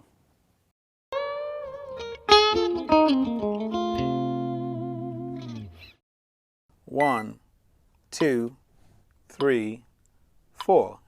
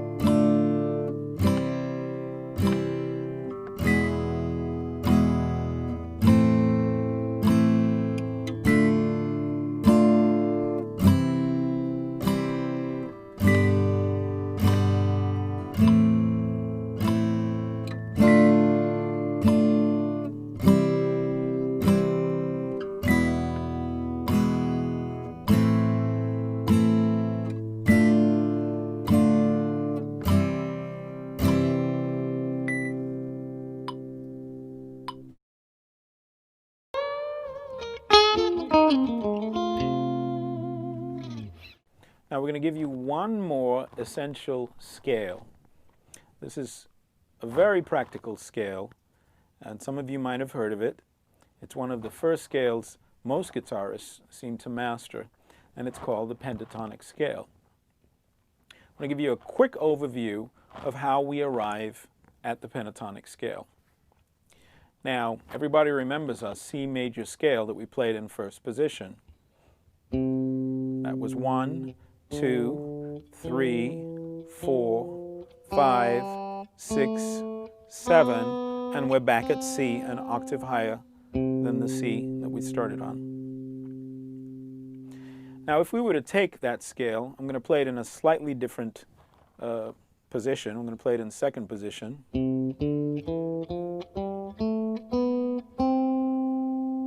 Same notes, same degrees. 1, 2, 3, 4, 5, 6, 7, and then an octave above the note on which we started. If I eliminate degrees number 4, 1, 2, 3, 4, and if I eliminated degree number 7, 4, 5, 6, 7, what I wind up with is called a major pentatonic scale. Pentatonic scale meaning a 5-note scale, and this is the major pentatonic scale. And it sounds like this.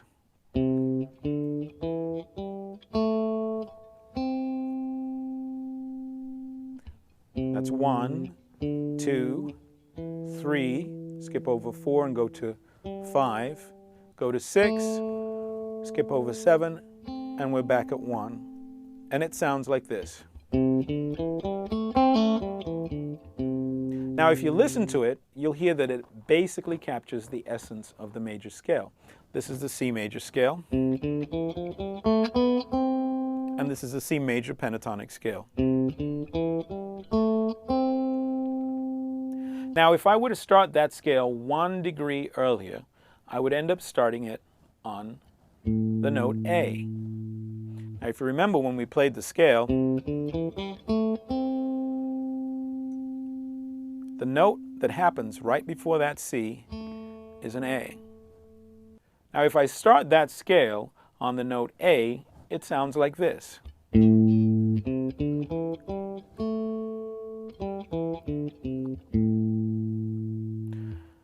I end up getting the relative minor pentatonic scale. Now, I'm going to give you some fingerings for major and minor pentatonic, 2 octaves. But before I do that, I'm going to try and give you some context. Now, you might be saying, well, why do I need to learn this scale? Now, if we listen to a G major chord here,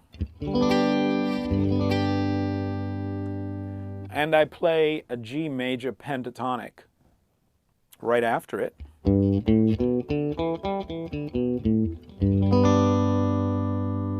you'll hear that it also captures the essence of that chord.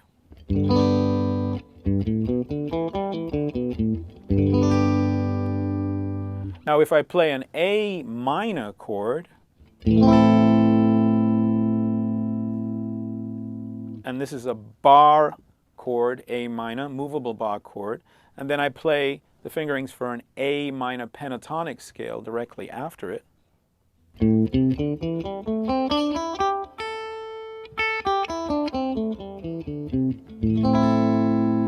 listen to how that scale captures the essence of the minor chord.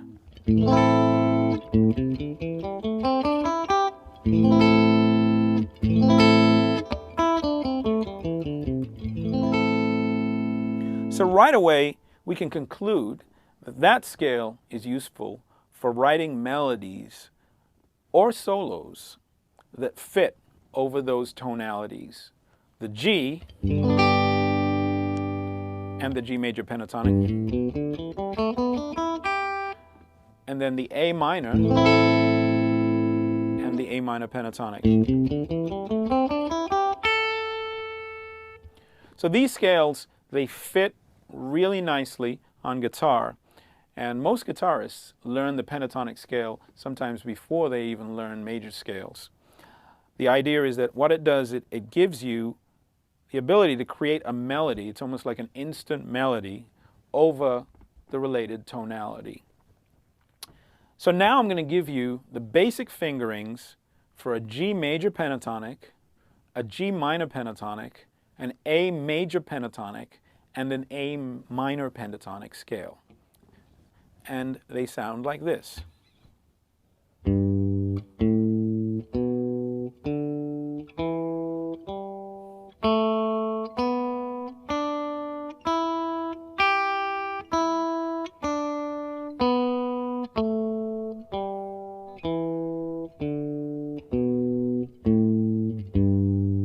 That's a G major pentatonic scale.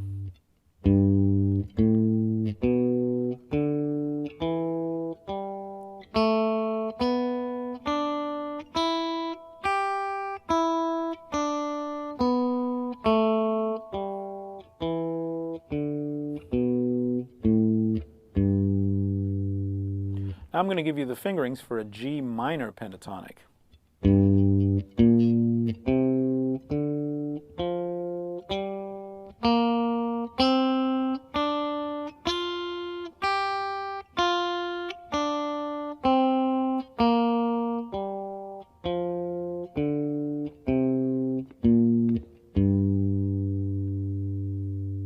Now we have a movable fingering that I can give you, that same G fingering for an A major pentatonic, except we're going to move it up here to where the first note, which is the root, is now an A.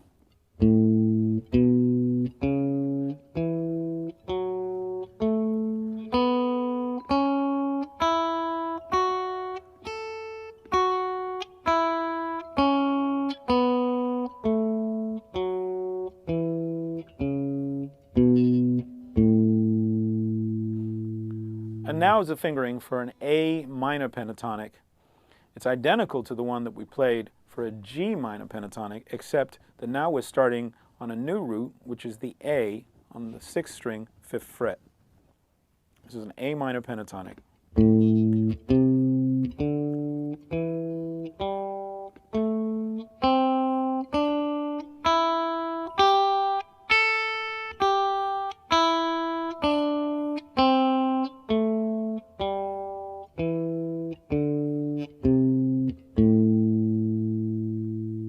So those are some movable fingerings for a G major pentatonic, a G minor pentatonic, A major pentatonic, and A minor pentatonic.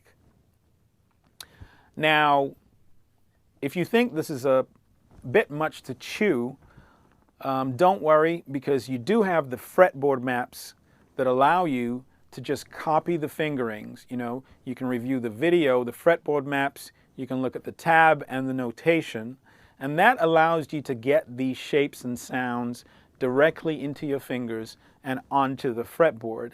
And in time, the theory will work its way into your playing. But for now, at least you have the practical use of the material, and you can get it directly from the paper onto your fretboard, and we can get you playing music right away.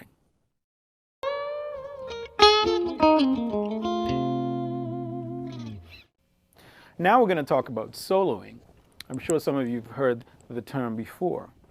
Soloing might be described as playing a spontaneous melody.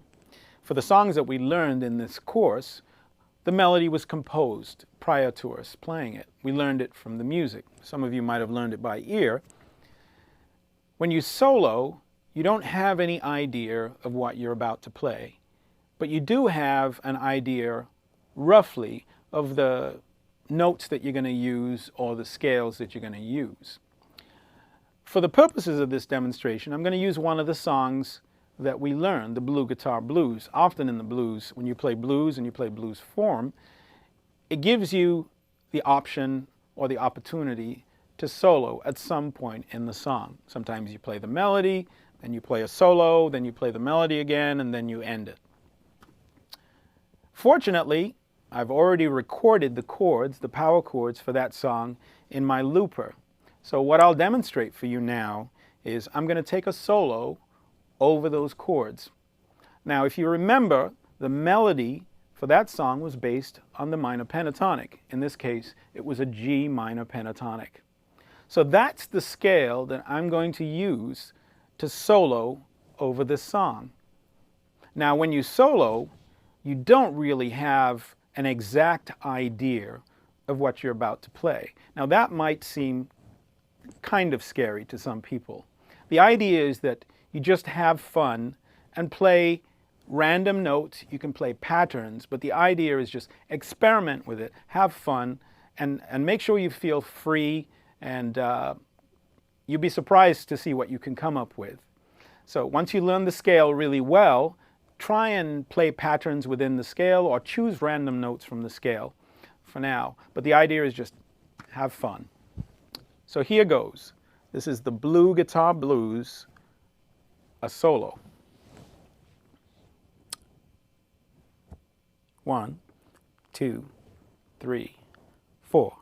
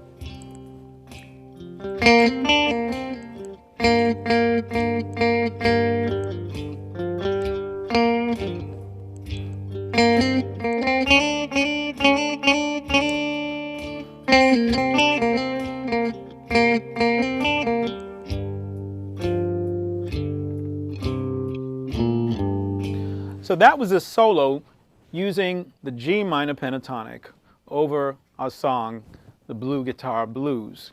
Now that was using notes from the pentatonic. I was using some random notes. I was using some space in between those notes. I was even making some patterns. I was going high. I was going low. The bottom line is I was having fun soloing. Now that's something you should try too. Make sure you know the fundamental scale, the G minor pentatonic, and you have an MP3 that you can download with that track on it that I made using my looper, and you can play along with that and just experiment using the pentatonic. Listen to how some of the notes sound, try and create some space in there, try and repeat some notes, try and create a pattern. And it can be completely random, but the bottom line is have fun.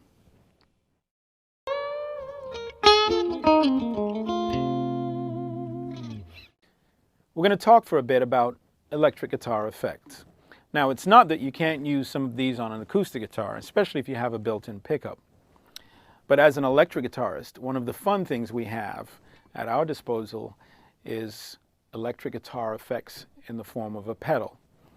They often fit on the floor, and you can operate them with your feet, and you can kick them on and kick them off at various points in the song.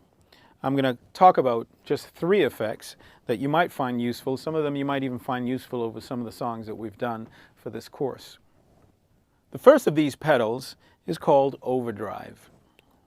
Without getting into a lengthy discussion about physics, overdrive, through use of some compression, some harmonics, squashes the signal into what sounds very crunchy, and it adds lots of sustain. And it sounds like this. It's often used when you're playing power chords. It's a very popular sound in pop and rock music.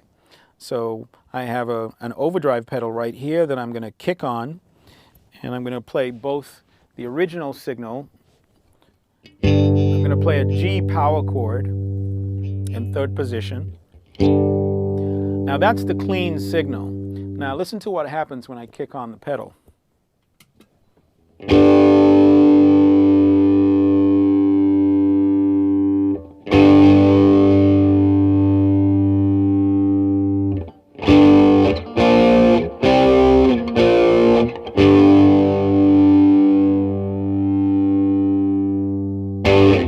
Now you can see it sounds really gritty and crunchy. And if you were to play that at a loud volume, it would certainly sound like a wall of sound. Overdrive is often used when soloing. We're going to talk a little bit about soloing at the end of this course, but just know that for now, overdrive sometimes gives you a little bit of an edge and allows you to cut through if you're taking a solo on an electric guitar.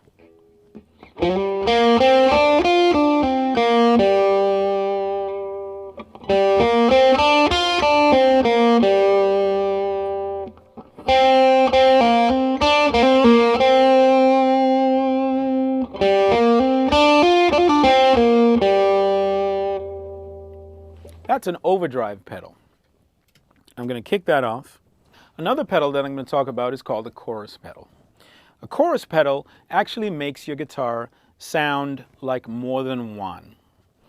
It's often used when you want to create a little bit of a bigger or prettier sound if you're playing chords, for example. Here's the sound without the chorus. And now I'm going to kick on the chorus pedal.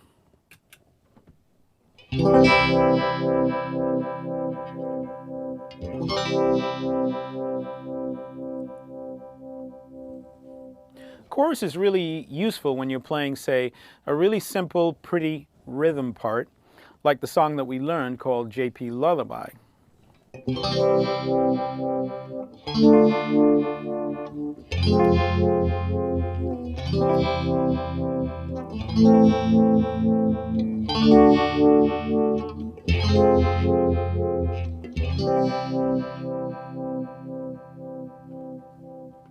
Often used for rhythm parts. Another effect that we're going to talk about is called a wah-wah. Here I have a small wah pedal that I have on my board, and this one's a mini pedal, and it actually has what's called a treadle, and it allows you to scoop and make very vocal-like sounds.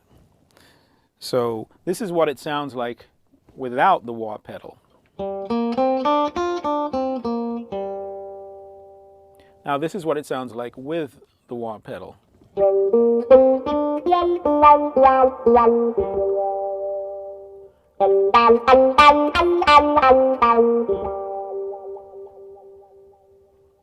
Now a wah pedal is used not just for soloing. As you can see, it sounds very effective on a single note, but it's also used for rhythm parts.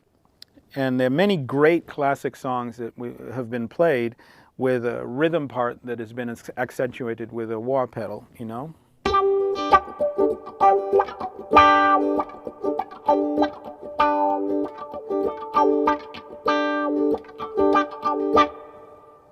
Very much a vocal quality, but it's also very effective for playing single notes too.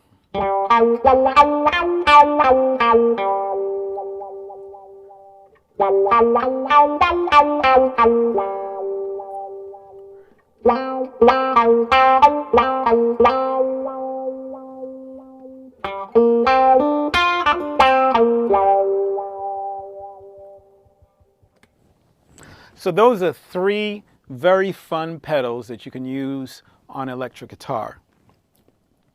We went over the wah pedal, which you can certainly use on rhythm and lead parts. We went over the chorus pedal, which is very useful, especially on those ballads such as JP Lullaby. And we went over the overdrive pedal, which is really very useful. You can either use it on your power chords, or you can certainly use it for soloing, which we'll cover in the next section.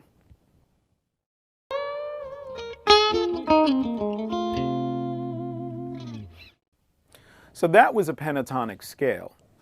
Now we're going to take a look at a song that uses the pentatonic scale as a melody. Songs often use pieces of scales as melody over some kind of harmony. Usually the harmony is some kind of chord.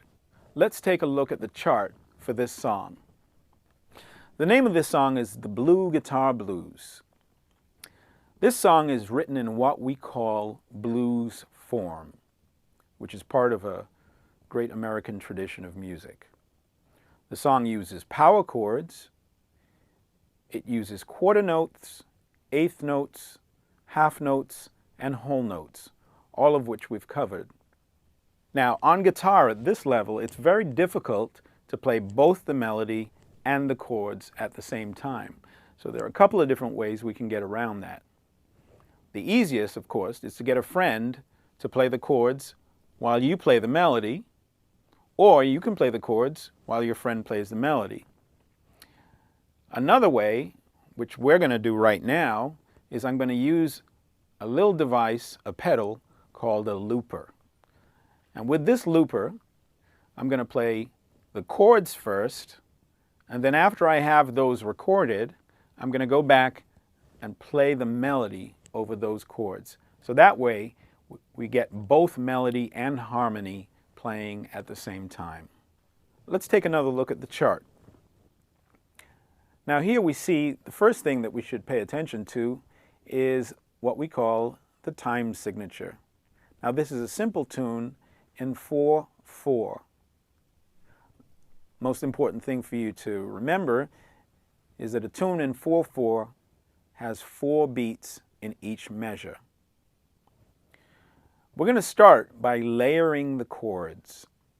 So we have a G power chord, we have a C power chord, and we have a D power chord. There are only 3 chords in the whole song. They're played in different places, and they're held for different lengths of time. We can see the slashes mean that the chord is played for each of those beats. Now I'm going to use my looper, and I'm going to start playing the chord, and I'm going to play 1 downstroke for each slash. Now I'm going to set my metronome at 66 beats a minute. That's a good tempo. It'll give you enough time to change to the next chord.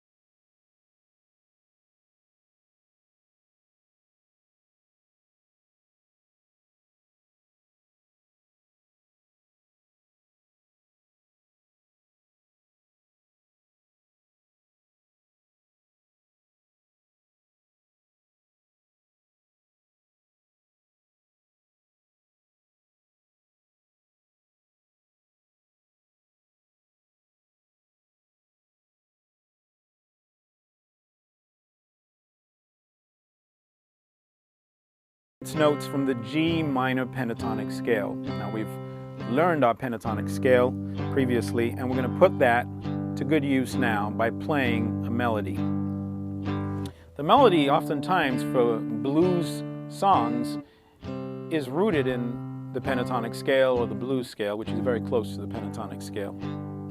Here we go. 1, 2, 3, 4, and...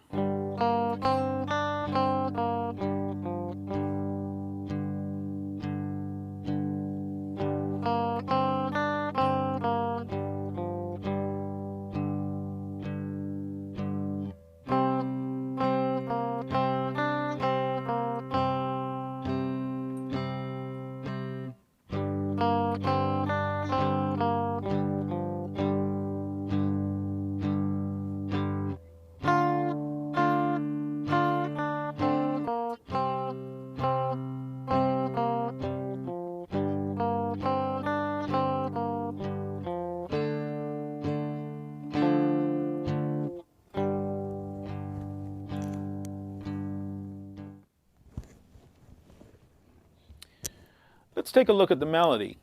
If we look at measure 1, we'll see, remember that pentatonic scale that we learned? Sounded like?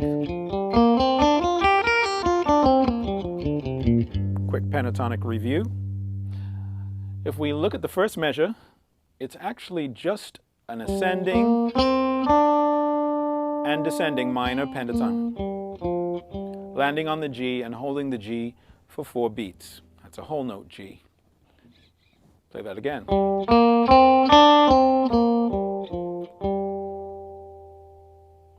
Now if we look at measure 3, it's actually a repetition of measure 1. We actually play exactly the same thing one more time.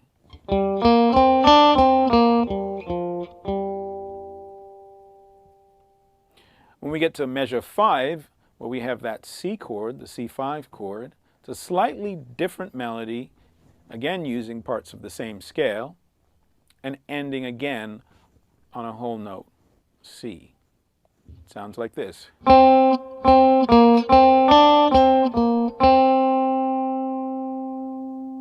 more time. 1, 2, 3, 4. In measure 7, we go right back to the original melody that we played in measure 1 and 2. Sounds like this again.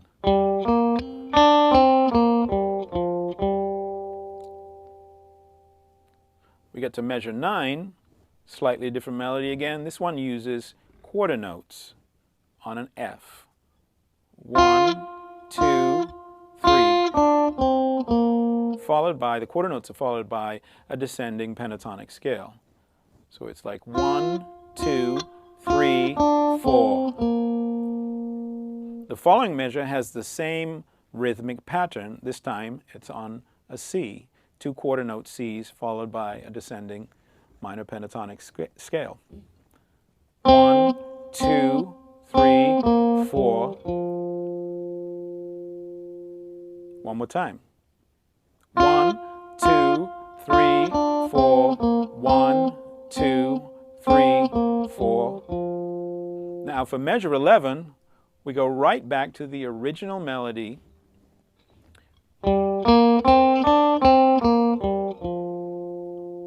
which is part of the ascending and descending pentatonic scale, only this time for measure 12, we go to 2 half notes, the D held for 2 beats, and the F held for 2 beats. Sounds like this. 1, 2, 3, 4, and 1, 2, 3, 4. The whole melody again sounds like this. 1, 2, 3, 4. 1, 2, 3, 4. 1, 2, 3, 4. 1, 2, 3, 4. 1, 2, 3, 4. 1, 2, 3, 4. 1, 2, 3, 4. 1, 2, 3, 4. 1, 2, 3, 4. 1, 2, 3, 4. 1, 2, 3, 4. 1, 2, 3, 4. And that's our blue guitar blues. The melody's based on the pentatonic, and it uses the power chords that we learned from the chord section of the course.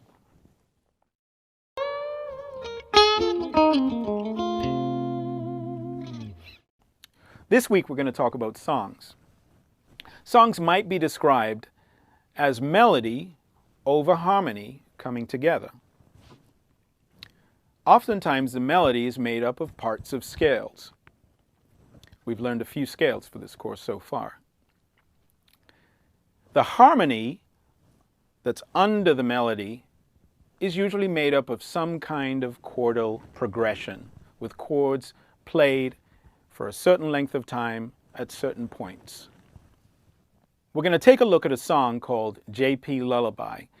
Now this song, for the most part, uses notes that are made up from the major scale. It also uses some chords that we've learned. It uses some first position chords, some of the open position chords that we've done, along with a couple of bar chords. Now at this level, it's very hard for us to play the melody and the chords at the same time. So what I've done is I've recorded the chords into my little pedal, which is called a looper, and I've recorded them at the correct time, each chord held for the right amount of beats. And then I'm going to play the melody over that recorded track so you can hear what the whole song sounds like together. Here we go. JP Lullaby. 1, 2, 3, 4.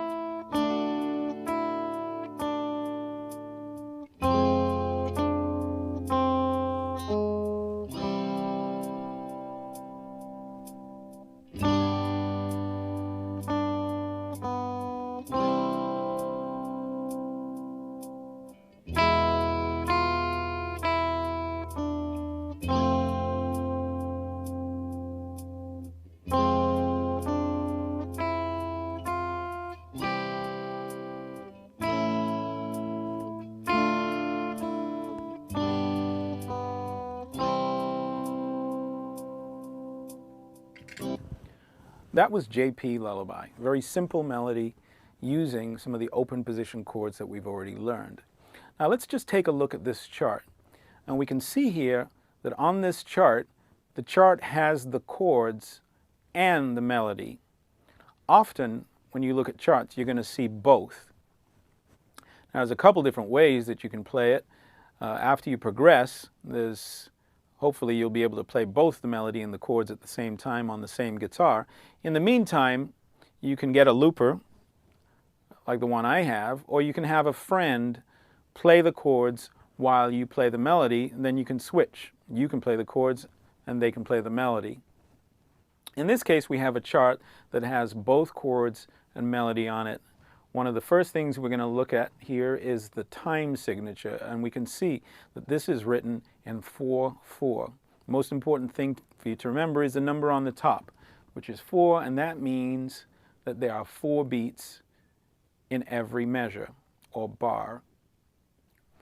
The melody in this tune, as we can see, is made up of notes from the C major scale, all with the exception of when we get to measure 7, we have an A flat. That's the only note that has an accidental. Now, for the most part, all of the notes of the melody of this song are either a quarter note or a whole note. Quarter notes we hold for 1 beat. For example, the first measure, 1, 2, 3, 4. And then when we get to the F, we have 4 beats because the F is a whole note. So it'll be like 1, 2, 3, 4, 1, 2, 3, 4. Now that rhythmic figure is repeated over the next 2 measures. You have 4 quarter notes followed by a whole note, and it sounds like this. 1, 2, 3, 4, 1, 2, 3, 4. The next measure, we have 4 quarter notes again. 1, 2, 3, 4. And then we have 2 quarter notes followed by a half note. Half note we hold for 2 beats. 1, 2, 3, 4.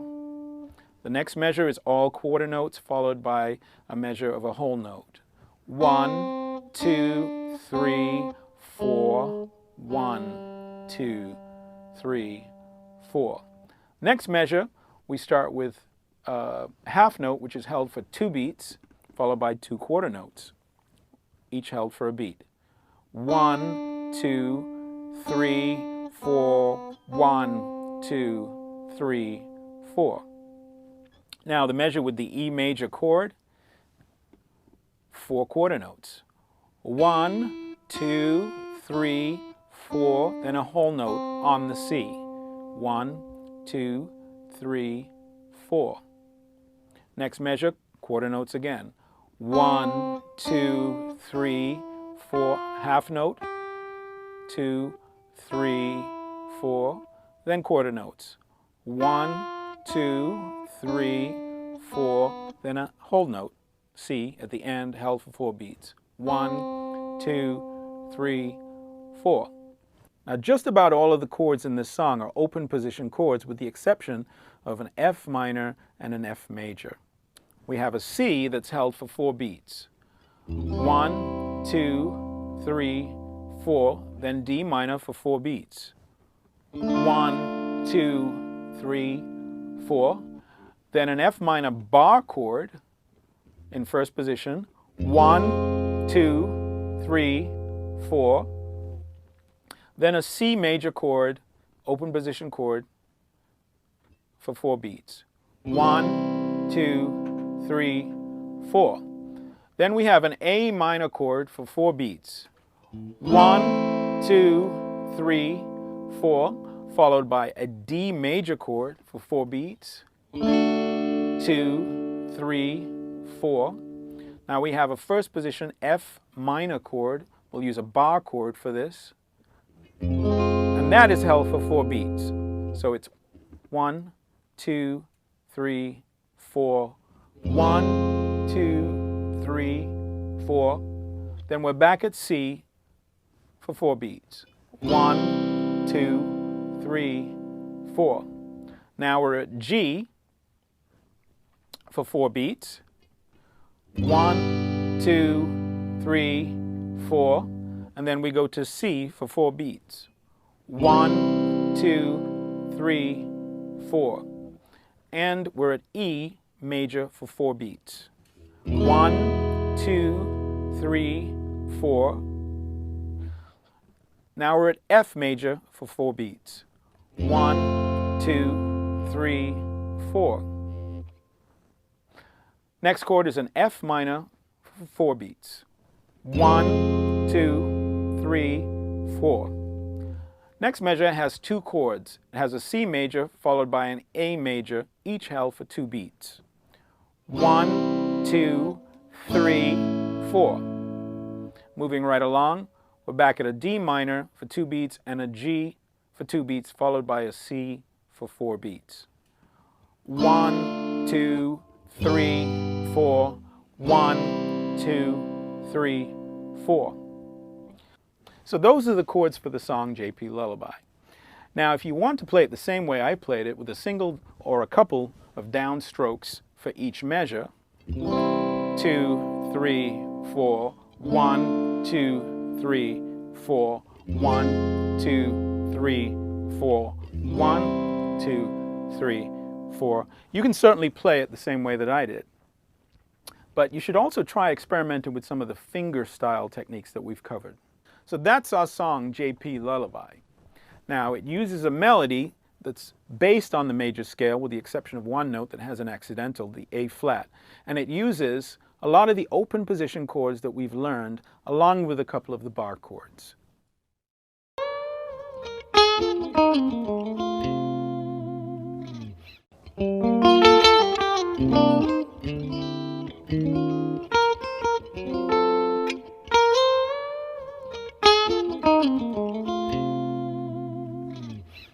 Well, that's it for Introduction to Guitar. Congratulations on having made it this far. I'd like to encourage each and every one of you out there to continue your guitar studies. I've enjoyed having you as a student. It's just the beginning. And if you go to the online school here at Berkeley, there are many resources that are available to you. You can choose some basic courses such as scales, chords, and if you like the concept of soloing, I have an online course here, Funk Rock R&B Guitar Soloing, that uses the pentatonic as the basis for teaching you how to learn to solo effectively. There's also a Berkeley Music app that's available that has all of the basic fingerings for a lot of the scales that you're going to be using. Once again, thank you for taking this course, and I hope you got a lot of great stuff out of it.